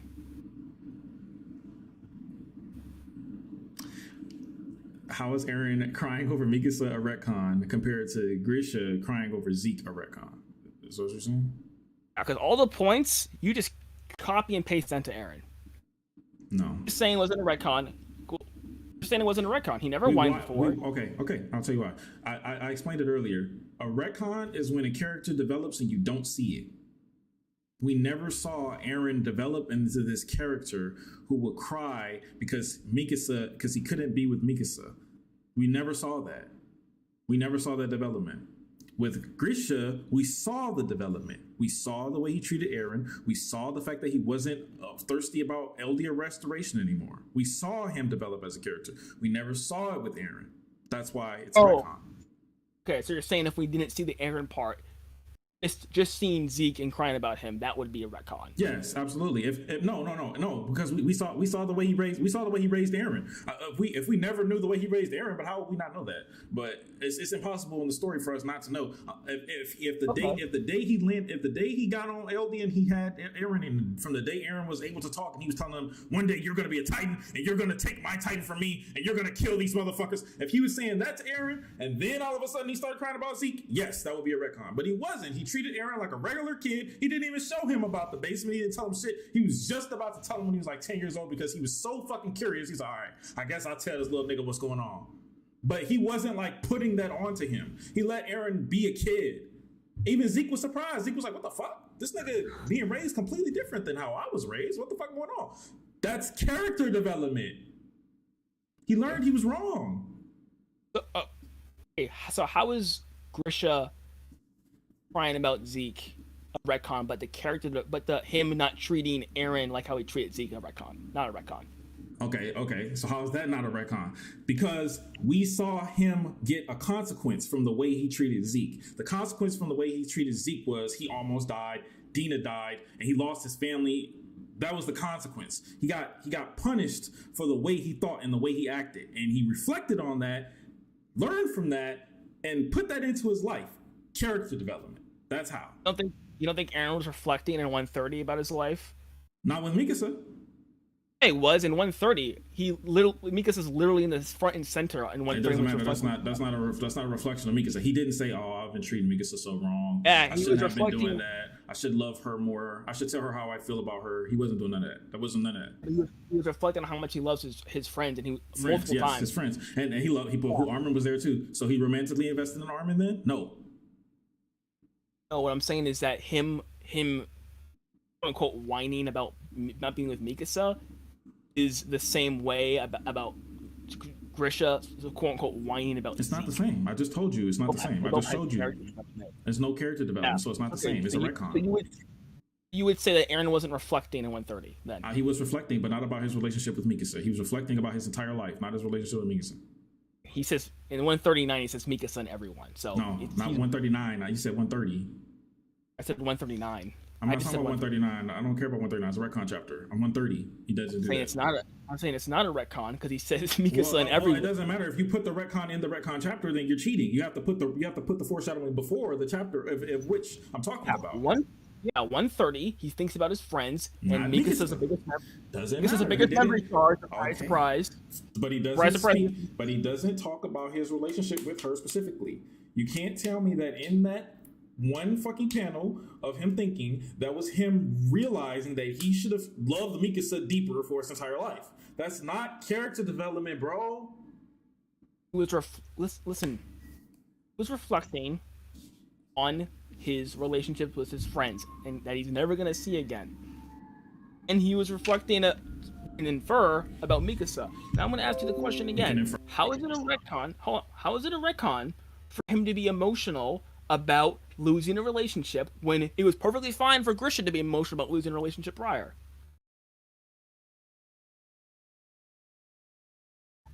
Okay, hold on. How's the timer?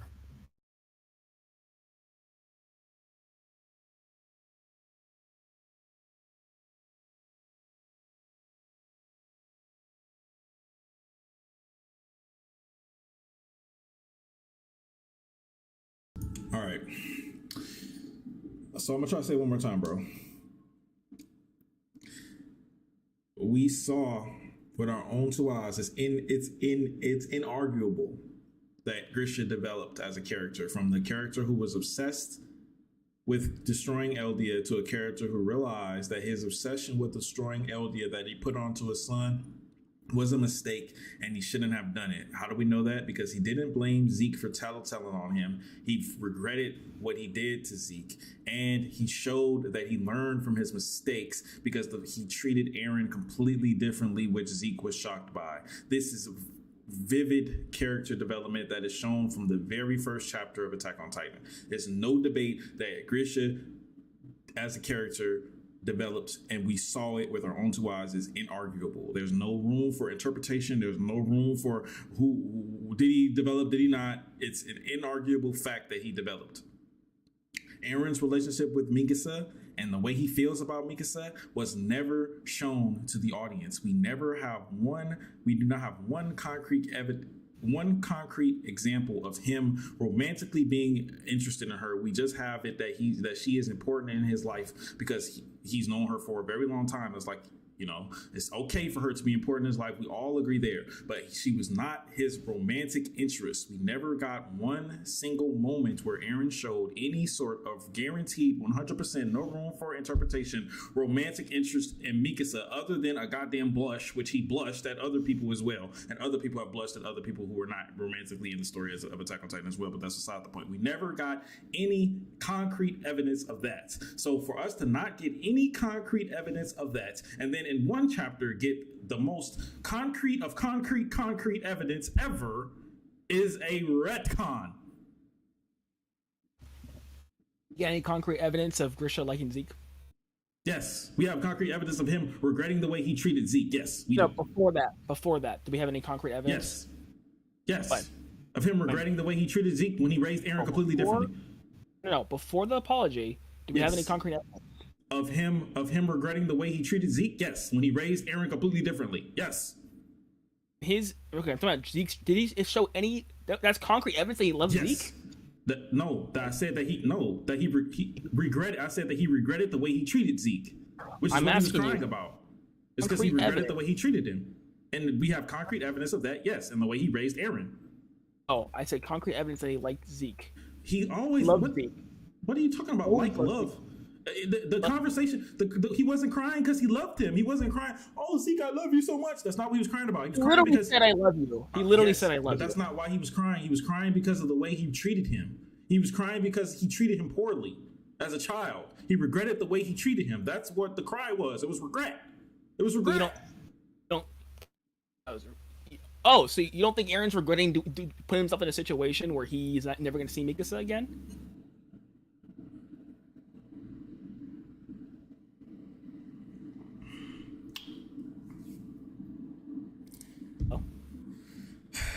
Do I regret? Oh, you did hear me? I heard you, bro. You said, do I think Eren is regretting putting himself in a situation where he won't see Mikasa again? Yes. In 139, the retcon Eren, yes. But if he wasn't retcon, he'd be regretting putting himself in a situation where he couldn't see any of his friends again, not just Mikasa. Yeah, he said Mikasa and everyone in 139. Yeah, but he was crying about Mikasa. No one cares about the other one. We're talking about the crying in the puddle. That's the retcon. Yeah, he's crying about Mikasa. About Mikasa, right? And you said it could be a plot twist, which you said beforehand it could be fine, and I agree with you. It's a plot twist, and we have breadcrumbs. You have to foreshadow breadcrumb. You have the breadcrumb foreshadow a plot twist. You said that was fine in the opening statement. It's not. It's fine for him to. It's fine for him to be romantically involved or interested in Mikasa. That's fine. If they want to plot twist that's fucking weird. But that's fine. I don't care. Okay. Him crying about wanting to be with her is the problem. That's the problem. Okay. Now, why is that a problem? Because it's a retcon. Okay. Let me ask you this question: Zeke, if Grisha saw Zeke before he had Eren, and did what he did in 120, 123, would that be a retcon? It would be impossible. You're rewriting the story of Attack on Titan. Yeah, I am saying if he saw him before he met Eren, would that be a retcon? If he saw Zeke again before he met Eren, would it be a retcon? No, and he did what he did in 123 and started crying saying, "I love you." Would that be a retcon? I don't know. That's that. I don't know when he'd see him. I don't know what happened in between. That's a whole different story. That's no way I could. Yeah. There's no way Okay, I could listen. do that. Listen. All I'm saying is you're saying let's say Aaron was never born and you didn't see how we treated Aaron, or let's say as an audience Aaron was born but we didn't see how we treated him, and he just sees Zeke. The first thing after he gets sent to the island is him apologizing to Zeke. Would that be a retcon? Yes, How'd that be a retcon? because we didn't see him develop. You didn't see him develop. Okay. I mean, I disagree, but how much time do we have left? 2 minutes. Minutes. All right, I can still do this. Okay. Listen, would you agree that Aaron's reflecting on his friendships in 130? Yes. Okay. So, do you think that might bring up some sentimental feelings about missing them? Potentially. Okay. So you already said beforehand it's fine for him to be romantic with Mikasa, and you already said he's reflecting. So why is it a problem that he's sad he can't see her again? It's not a problem that he said he can't see her again. It's a problem that he's crying about the fact that he can't see her again. That's the problem. Crying. Why are the tears the problem? It's not really the tears. My bad. Not crying. Whining. I'm gonna use that word specifically. He's whining What about it. can you explain to me what aspect of Aaron in 139 do you have a problem with? Him whining and No, retconning his whole character. What particular stuff? Like, what is him whining such a vague term? What do you mean? The words he's saying when he whines. The words. What words? Can you just tell me? Let me pull up the page so I can read it word for word because I think it's really important to read that page. It's honestly a masterful page because it's like how do you destroy a character perfect? Like, how do you destroy everything about a character in one panel? How do you destroy everything about a character in one panel? And he's saying, he killed it, man. He's a masterpiece at that. Like, how do you destroy everything? You're wasting time. Can you just keep? Fight the time, bro. We got unlimited time. Hold on, I'm pulling it up right now. I was just talking while I'm pulling it up. Okay, this literally just one panel. Okay, here it is. No, I don't want that. I want her to think about me and no one else for the rest of her life. Even after I die, I want her to be hung up on me for a while. 10 years at least. Spectacular acting. Now, what part of that do you have a problem with? Everything, every word in that panel is dog shit. Can you just give me something to work with here? I have no idea what your problem is. Okay. Keep thinking whining. Let's start off with the first thing. Okay. Aaron. Oh. Okay. Aaron is gonna die. He's knowing he's gonna die. Since he found out about Titan Curse, he's known he's gonna die. He's had time to process the fact that he's gonna die. He knows that when he dies, Mikasa will still be alive. He's known that. Agree? He knows Mikasa supposed to be alive. Yes. Okay. So therefore, he should know that Mikasa would eventually move on with her life and find another lover. He's known that for years now. When he's been in his mind, he's known he's gonna die in 4 years. He knows that's gonna happen, right? Yep. Why is he complaining about something that he had 4 years to prepare for? Why is Grisha complaining about something he had X amount of years to prepare for? He never thought he'd see Zeke again. What? He never thought he'd see Zeke again. Okay, you're saying that why is he whining about something that he could have prepared for? Why is Grisha whining about something he never prepared for? He could have told. He could have told. He never prepared for. Why are you switching the words? I said he did prepare for. He prepared for the fact. He prepared. Okay. Aaron prepared for the fact that Mikasa would be dating someone else at some point in life after he's gone in 4 years. He prepared. He had 4 years to mentally get that through his skull that she was gonna fuck somebody else someday. 4 years, bro. Oh, okay. So you're. Okay, well, shouldn't he have been with Sasha too? Because he knew she was gonna die. Shouldn't he have been all okay? This is cool. Why would he emotionally break down then if he had 4 years to prepare for that?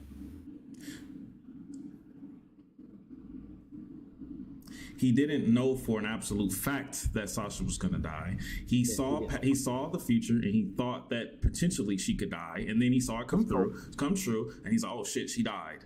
But he knew for a fact there was no question the Titan curse was going to happen. He's going to die in 4 years.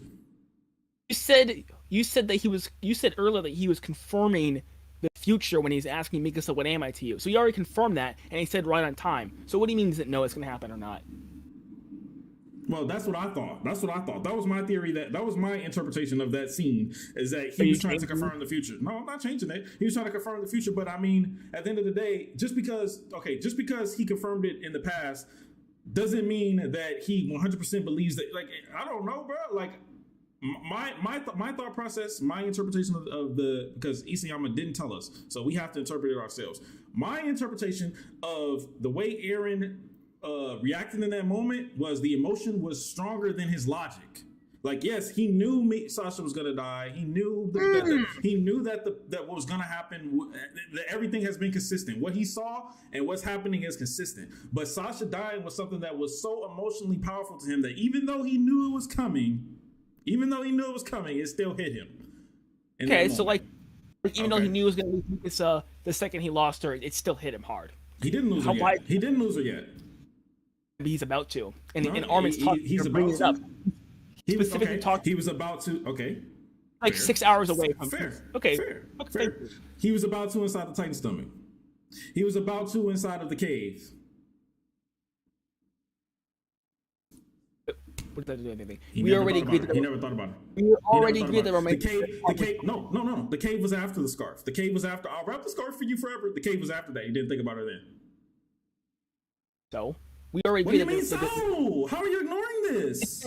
No, because we already agreed it could be they can have romantic involvement. So that's what? Yeah, they can have romantic involvement, but my point is that he didn't think about the bitch when he was about to die. He didn't think about the bitch. So this is a retcon because now he's thinking about the bitch. Okay, and we saw development right when he was thinking about her in 130. All of them in 130, but Mikasa as well. No, we didn't see development. You're just headcanoning that. You're headcanoning it. I didn't see shit. All I saw was him reflecting on his past and saying, damn, this shit crazy, bro. All this shit happened, but all these things happened. All this shit happened to me, but I got to keep moving forward. That's all I got. I didn't see, damn, I love Mikasa a lot. You saw that. Where do you see that at? I didn't see that. All right, I didn't see it either. So therefore, we both already agreed it could be. We both already agreed. It could have been. It's fine. It's fine if the story made it that way, but he didn't write it good. Whether he wrote it good is irrelevant. You said it could be. We already agreed it could be a possibility. Yes, but that's not what I'm. But that has nothing to do with it. He can want to be with Mikasa, but crying like this is stupid. It's a retcon. Let me ask a question. Okay. You agreed. You could like Mikasa. We agreed. You said what? We agreed he could like Mikasa. It could be, yeah. We agreed. I'm making a statement, then I'm asking a question. Okay. Mm-hmm. We agreed he could like Mikasa. Mm-hmm. We agreed that experiencing something in the moment would be more powerful and painful than knowing it's gonna happen. Right. Beforehand. Right. We already agreed that crying over something is acceptable. I'm gonna posture, and we already agreed he was reflecting on his past with his friends. Right. I'm gonna posture the question to you: why is it such a problem that Eren is sad he's not gonna see Mikasa again? Because he never ever expressed that he felt that way before, and also because he's right now contemplating killing millions and millions of innocent people, and that's all he can think about. Those are the two issues. That's not all I can think about. That's all he can think about. Yes. That's that later. No, those are the two issues. Okay, I'll do the first one first. Again, Grisha never thought about Zeke till he did. He did think about Zeke because we saw him. We saw how he was in his childhood, and he was obsessed with killing Titans. Sorry, he was obsessed with Eldian restoration. Right. Then he learned from his mistakes, and then reconciled with Zeke. He learns from his mistakes, and the evidence of that is through his The evidence Yeah, of that okay. is through the way he treated Aaron. There's evidence of it. It's not just my headcanon. Listen, you may not. You don't need headcanon because we see it. We see it in 123.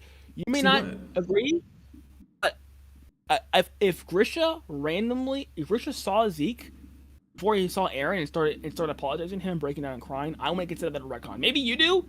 I don't consider that a retcon. Everyone considers it a retcon. It doesn't make no sense. He hasn't shown that his character has changed. That's a retcon. We would infer that he knew what his mistakes were. Would fill in the blanks for the writer, which is a retcon. That's what you're doing right now, actually.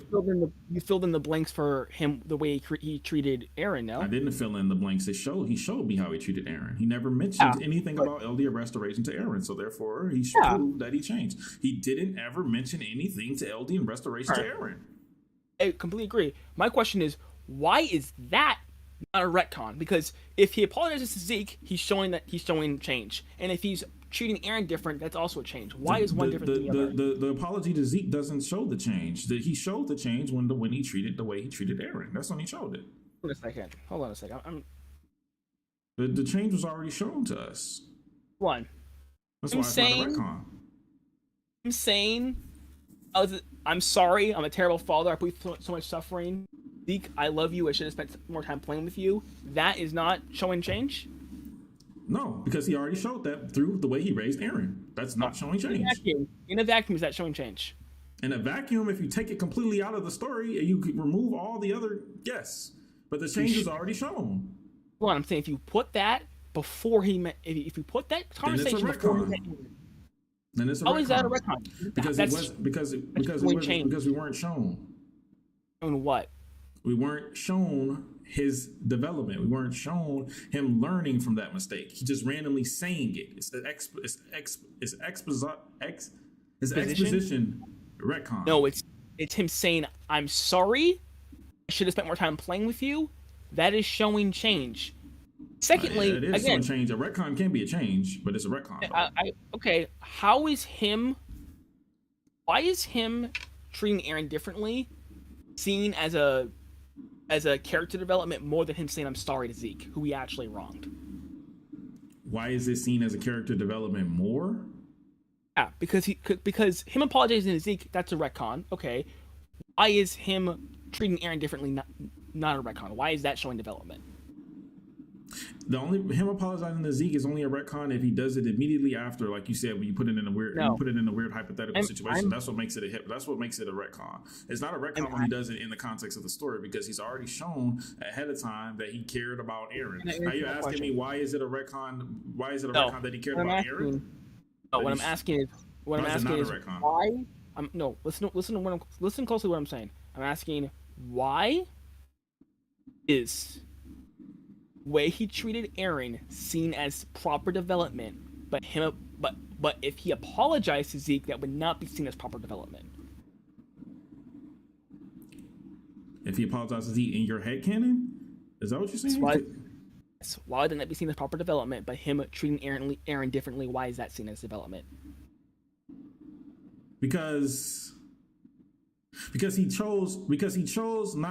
he actively chose to raise Aaron in the way he raised him, when he could have continued down the path. He actually had more. Let me finish. He actually had more of a reason than ever before to raise Aaron the way he was raising Zeke, because now he has more information. He has a Titan. He has a mission. There's so much more in his ball court to where he should be. If anything, he should have been raising Aaron the way he was raising Zeke if he was, still on that same mindset. So why is it a retcon that he does that? That he chooses to raise Aaron the way he raised him, but not embrace Zeke immediately after what happened to them? Is because we didn't see the growth. We just see him go from LD and restoration, and now I see Zeke again. Zeke, you just destroyed my entire family, but I love you anyways. I'm sorry. Give me a hug. You don't see the growth. You don't see the character changing. It just happens like this. It's a snap of the finger. That's this. A snap of a finger.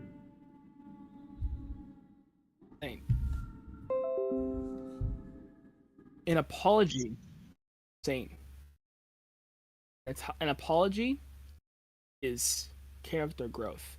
Again, Can be, but it also can be a retcon. A retcon and character growth can be the same thing. It's just shitty character growth. you're saying, oh, you're saying why would he? We weren't shown the catalyst for why he changed his behavior with Aaron, were we? We were. What is it? The way Zeke telling on him. You telling him? Trisha said that. I say it's so heavily inferred that if you don't see it, then you're crazy. But yeah, Okay, I mean, so I think he did. I think he did kind of say that. When he was on the walls, he kind of blamed himself. He never blamed Zeke. So yeah, no, I'd say that's it. Yeah, I'd say that's it. I think that the story pretty much said that. Like that's not even like a tough inference. I'm pretty sure he said it. Aaron blamed himself too. But not for Mika to find another man. He blamed, yeah, he blamed himself for doing the rumbling. And 131? Is that what you're saying? 139. Nope, I'm talking about 139. When did he blame himself? How could I ever be forgiven? In fact, let's actually read what Armin said. The rumbling and Mikasa were two different things. We're not talking about the rumbling. We're talking about his relationship with Mikasa. It's all gonna make sense when I read this to you. Hold on a second. Okay, go ahead. This is right after. No, I don't want that.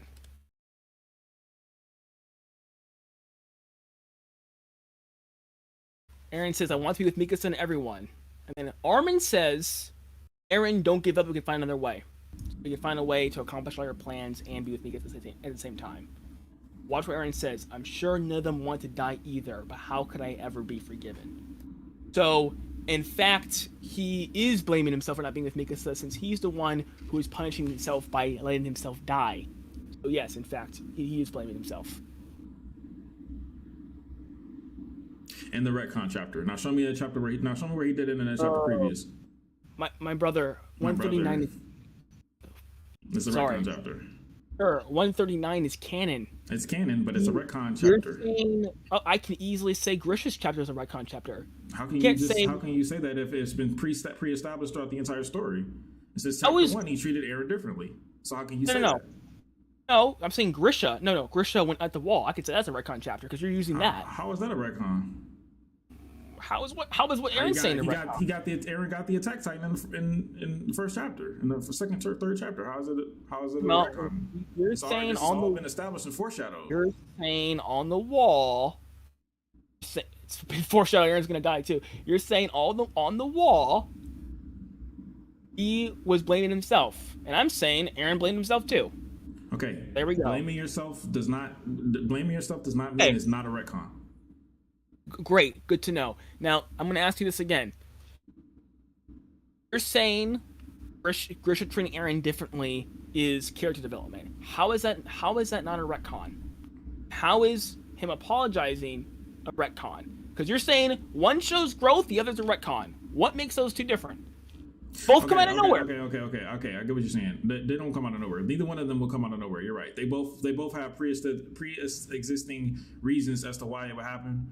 So I guess it would be a retcon.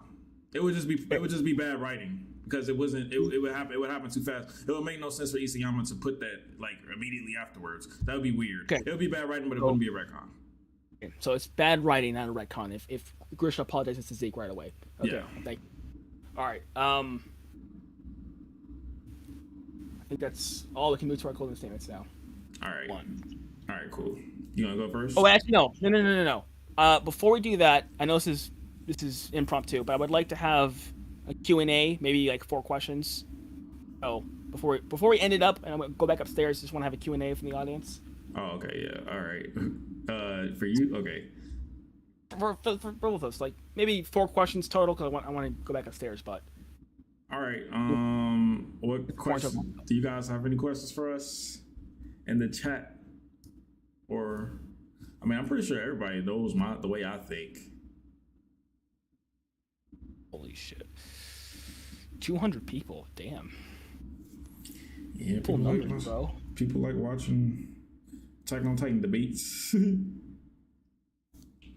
Yeah. It's been Did Saint read the story or not? No, I didn't read it, Serious bro. question. No, I don't think what Aaron Kruger did was a retcon. They did. Oh, you're talking about 137? To be honest, I hate to say this. Okay, hold on. I'm gonna answer Brown's Magic. Just a quick answer. I don't really. There's a lot of stuff in those last chapters I don't understand. That being one of them. Brown's Magic. I have one. What do you think? How do you think you represented the ending? Do you think you made it seem better? Sure. Why does Aaron say he doesn't know if his friends would make it out alive if his plan was to make them heroes?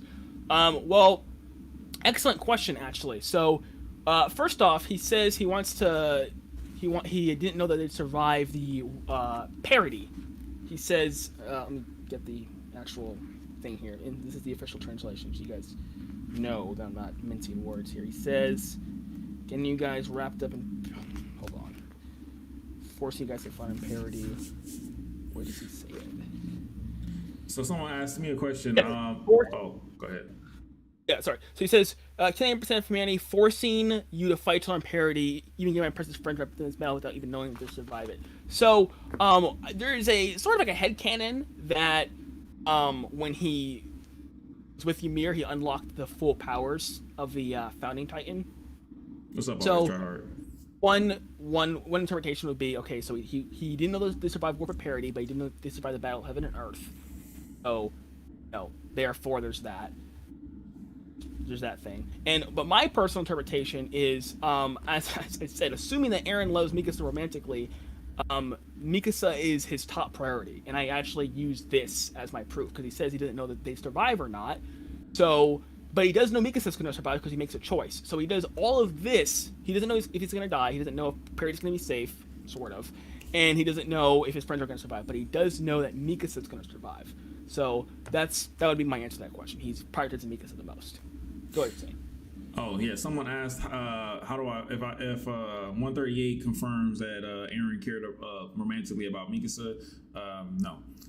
Only way you see it that way is if that's a separate. If you go down the timeline theory, which I don't think that's a timeline. I think it was a memory because it's in 139 they say that it was a memory, so it was a memory, and therefore if it never really happened in the story, this means Eren gave her that memory. I think it was just a gift that Eren gave to her, something that she could remember him by and have that, but that doesn't mean that he necessarily loves her. It just acknowledges that he acknowledges how she feels about him, which I do think that he knows, but that doesn't mean that he feels the same way.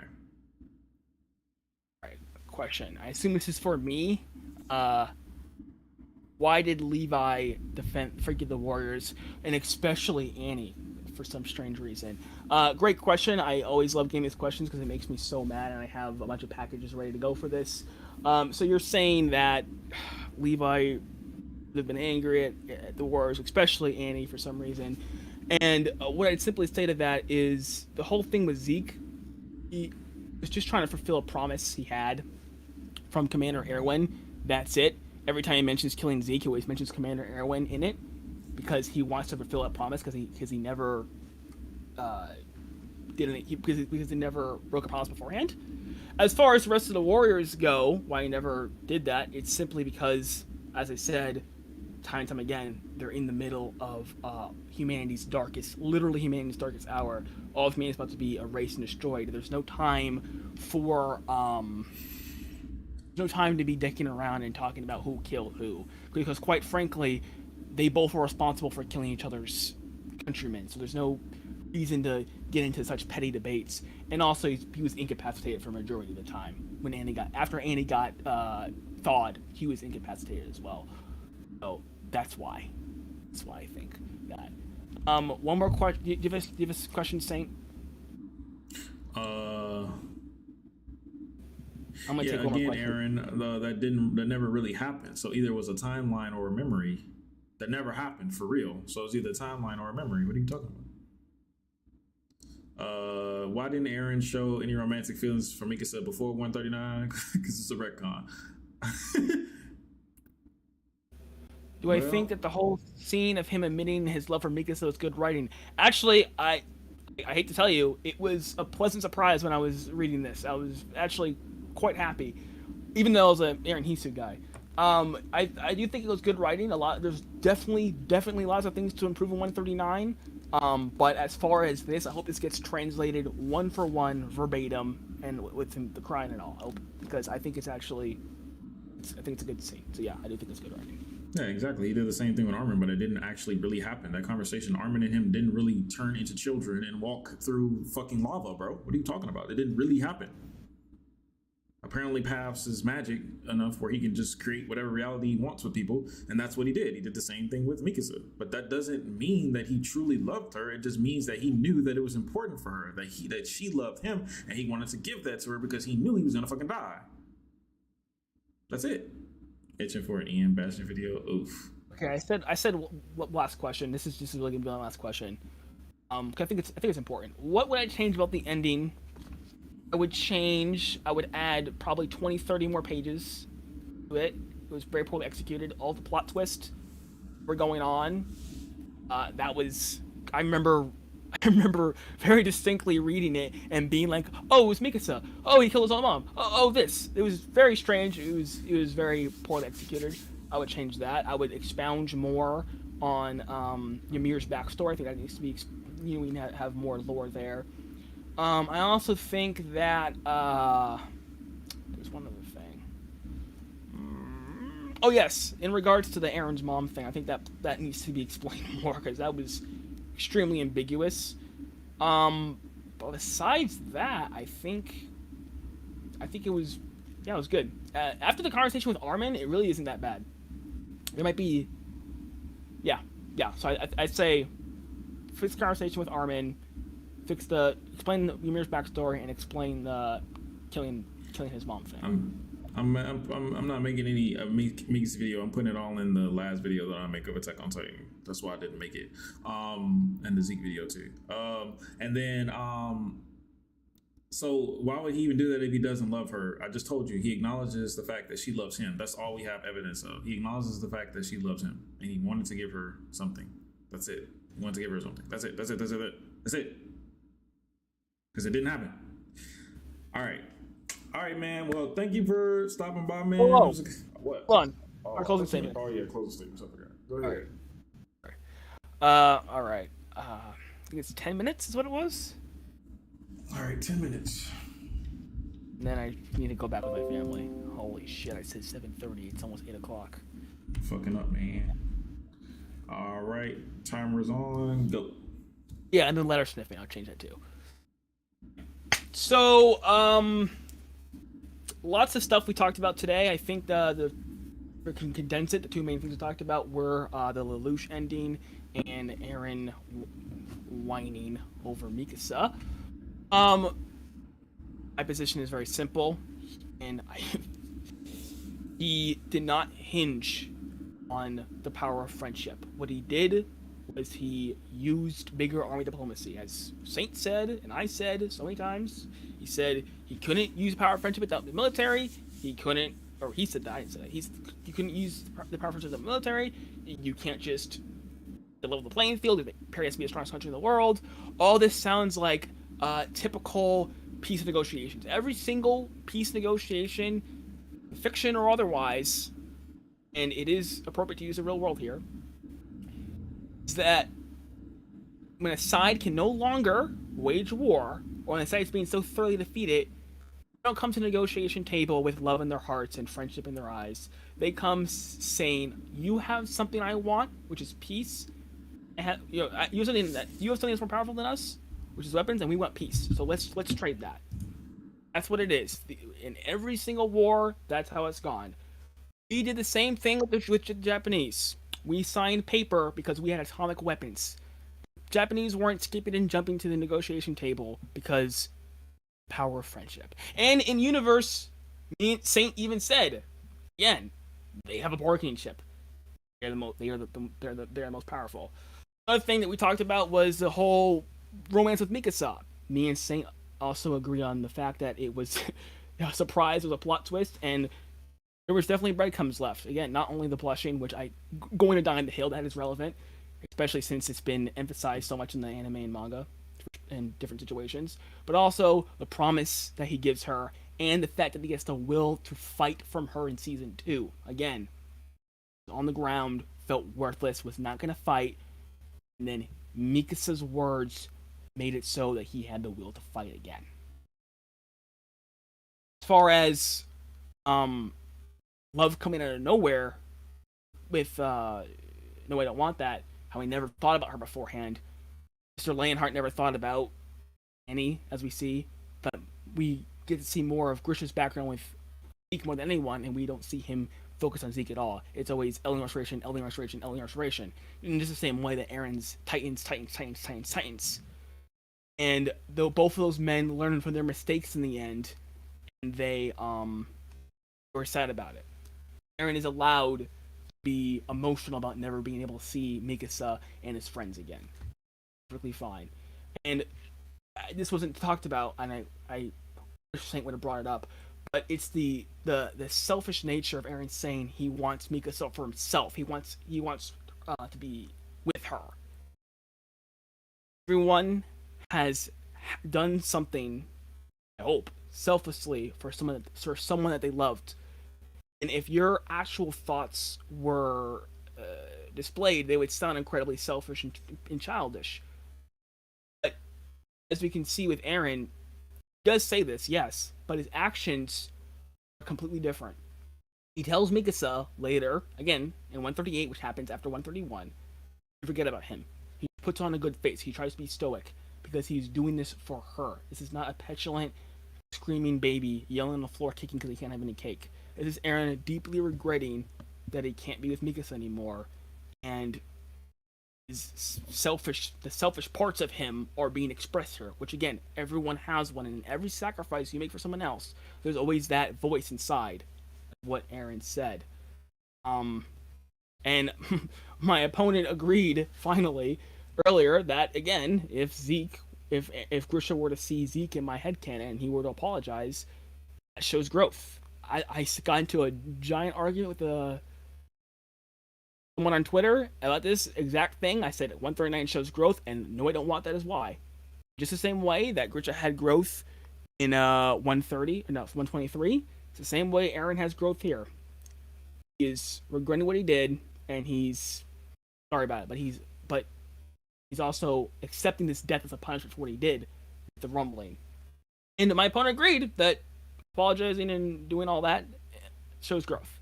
And my opponent also agreed that it could be a romantic relationship if it was a twist, which I also happen to subscribe to. So I hope everyone enjoyed, and that will be my closing statement. All right, I'll just do 5 minutes too. No, I absolutely don't agree that it is what you said. I said it was bad writing. It's not character growth. It's just bad writing. Technically it's growth, but it's not good growth. It's not growing as a character is something that this is something I say because this is something I really appreciate in writing is when a character grows and it's understandable, it's believable. You see it happen, and this is another thing. Like this is why I compare Walter White to Aaron, because Walter White is how you do what a lot of defenders claim Aaron to be. Not saying you claim him to be that, but Walter White is how you do Aaron correctly. It's character development. You see them go through the process of learning their mistakes and learning that they're wrong. And then when they say, yeah, I was wrong. Yeah, I feel differently than I felt before. You actually can say, oh yeah, well, I saw him learn that. I saw him grow. I saw that. I didn't see any growth. I didn't see Aaron have any growth towards his relationship with Mikasa at all through the entire story, which you agreed with, which means it is terrible writing. It's a plot twist because you didn't see it coming. If you didn't see it coming, then it's bad. You should be able to see it coming some way, shape, or form. We didn't see Aaron crying in the water in the last chapter saying, "Oh my God, it can't be when he's already been in a similar situation in the past and he never thought about her. In the cave, he never thought about her. In the tight stomach, he never thought about her. He never thought about this bitch for one moment in any of the times that we had internal monologues from Aaron. Mikasa was never mentioned. Never! But that's fine. Another thing, Aaron being selfish, and this is another thing that I feel like people just don't fucking get. It's an echo coming from you. So Aaron being selfish is pre 139 or pre time skip, Eren has never been selfish before. He has been selfish for his people, but individually selfish, never. In the cave, he was willing to die. A selfish person will never say, yeah, eat me. A selfish person will never say that. Never. A selfish person will never say, let me go ahead and die so that it could be better for everyone else. That's the opposite of selfish. Selfish people don't think that way. If you're a selfish person, you don't say, yeah, go ahead, that's fine. Eat me for what my dad did. No, fuck that. Like, fuck that. Get me out of here. That's not what a selfish person does. Selfish people don't put themselves in a situation where he did for Armin. He literally jumped inside of a Titan's mouth and threw Armin out. That's not what a selfish person does. Selfish people don't do these things. They say, damn, that motherfucker dead. When a motherfucker that he didn't even barely knew got eaten by a Titan, he was so enraged that he risked his life to try to avenge him. That's not what a selfish person does. He's not selfish. He's never been shown to be selfish throughout the entire story until the end, until the last moment. You're saying he's selfish because he manipulated the island to fight Libero. He in his mind, he saw no choice. He saw no option. In his mind, he saw, we need to make a move on these motherfuckers. We need to do something or they're going to kill us all. Not me. I'm gonna die in 4 years anyway. Why do I care? Why do I care what happens? I'm dead. I want to make it better for you guys. That's not selfish. That's the opposite of selfish. He's the furthest thing from a selfish character. In 139, he's nothing but a selfish character. Which is, except for the fucking Code Geass plan, which he said was stupid from the beginning. Which is why 139 is dog shit. 138 is dog shit. 137 is dog shit. 135 is dog shit. 133 is dog shit. And all of the chapters with the Alliance are dog shit. Because this story doesn't understand the difference between selfish and survival. Selfish and my people. The individual and the country. The story don't get it. It just sees black and white. No matter how much it tries to pretend like it's this thought-provoking, broad spectrum of emotions, it's literally just, don't do genocide. Genocide is bad, like Hanji said. When that's not the case. The story was given, it's not that. It never has been. And then we, as the people who see that this shit for what it is, that is dog shit, we're punished because we saw this story on something way higher than what it turned out. And I'm about to shit on this shit. As soon as it ends, I can't wait to drop that video, boy. And that's it. All right. Unfortunately, we're not in person, so I'll extend a virtual handshake. Virtual handshake. Yeah, appreciate it. Hope you have a great rest of your day. Thanks everyone for joining. Thanks everyone for watching. I hope you guys took something from this discussion, and have a great day, guys. Good GG, bro. Have a good day, bro. Yeah, you too. Good luck with your video, which I will be debunking later. I'll react to your debunk. I can't wait. Later, bro. Oh, he's sick, bro. All right. Okay, I have to go now. My family's waiting. Love you guys. Man, go be with your family, man. Later, bro. Thanks a lot. All right. That was fun. My neighbor fucking just knocked on my door. Like, bro, shut the fuck up. Oh, man. He said Beluga won? Oh, my God, bro. I don't know, fam. I'd have to say I disagree, but yeah, to each his own. How many of y'all think, who y'all think won? I mean, yeah, I gotta win, but who y'all think won?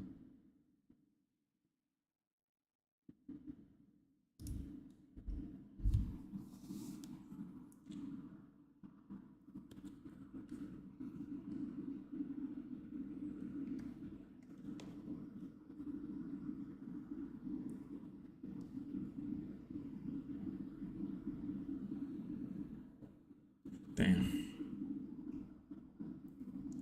Looking like I won. How long is the video? I don't know yet. I haven't started it yet. I want to wait. I want to make sure that they don't change shit up. You know, that's why I haven't made it yet, because I feel like they're gonna change a little something. You know, they're gonna a little bit less stupid, a little sprinkle of sanity here and there. So I don't want to talk too much shit until it's done, because I want it to be the anime. Like, the anime is the final one. I want to dissect. I don't want it to be the manga because I feel like they gonna be like, I feel like they gonna take some shit out. Like they took out the hooded figure and shit. They put in the baby crying and shit. They gonna try to sprinkle it and make it make sense. But it's still gonna be shit though. But I just wanna make sure that the feces is ripe. Are there more debates? No, that's it. We're about to watch The Last of Us. We're going to switch over to Twitch. We're about to watch The Last of Us, and we're about to watch Vinland Saga. So if you guys want to stop by, it's twitch.tv, Senior Chief. About to dissect AOE, shut up.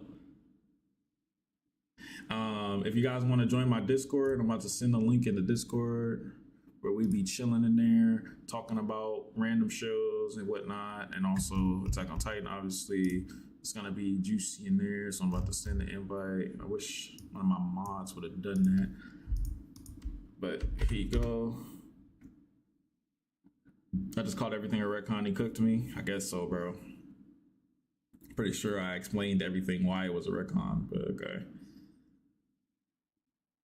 Do you think if AoE happens, it would be good, or are things far gone? I don't think there's a way to make a good AoE. I really don't.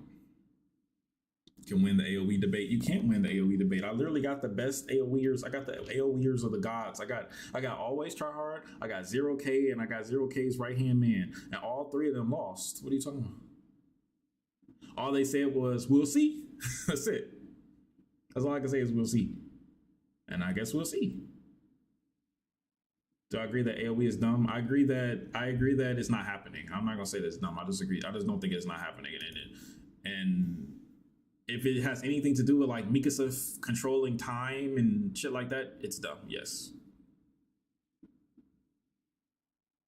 Green eyes soon.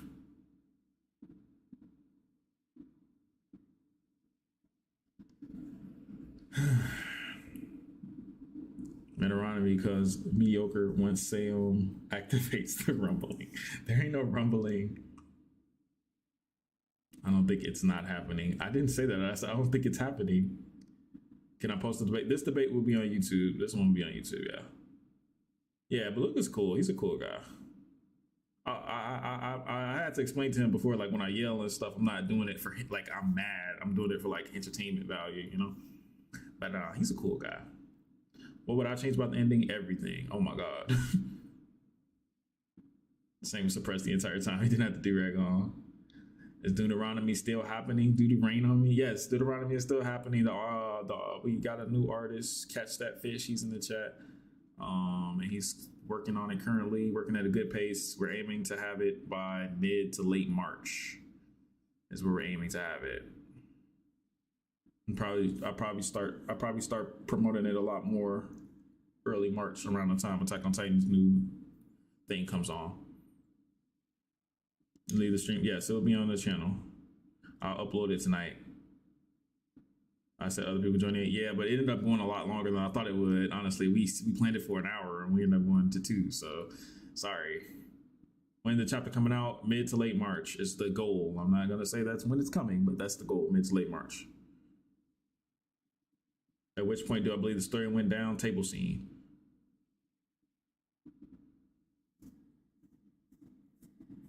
Bro, they just want to know. And I want everyone to review it. And also I'm going to be doing once I start promoting it and it's close to being done, I'm going to start sending out a link to a Google Doc for an application to be a test reader. Beta test, I guess you could say, for the first chapter. But you have to pass it and I have to trust you and all that shit. Favorite character from AOT, Aaron, before he got retcon. When am I debating Blur? I don't know who that is. Nobody won or lost in AOE debates. Well, I mean, nobody won or lost because it's something you can't prove, But I'll just say y'all motherfuckers sounded crazy. I did it. I was openly able to admit that it could happen. It's just very likely that it won't. But y'all was like, no, it's physically impossible. It has to happen. It's fucking, I will fucking just say, it's possible. We could be wrong. I feel like the fact that you don't admit that you could be wrong in a theory, by the way, means that you might be off the deep end. But all right, about to end the stream. About to go over to Twitch. About to watch Vinland and The Last of Us. So if you guys are interested in that, come over twitch.tv/CNAChief. Everybody else, see y'all later. The VOD will be up tomorrow. Later.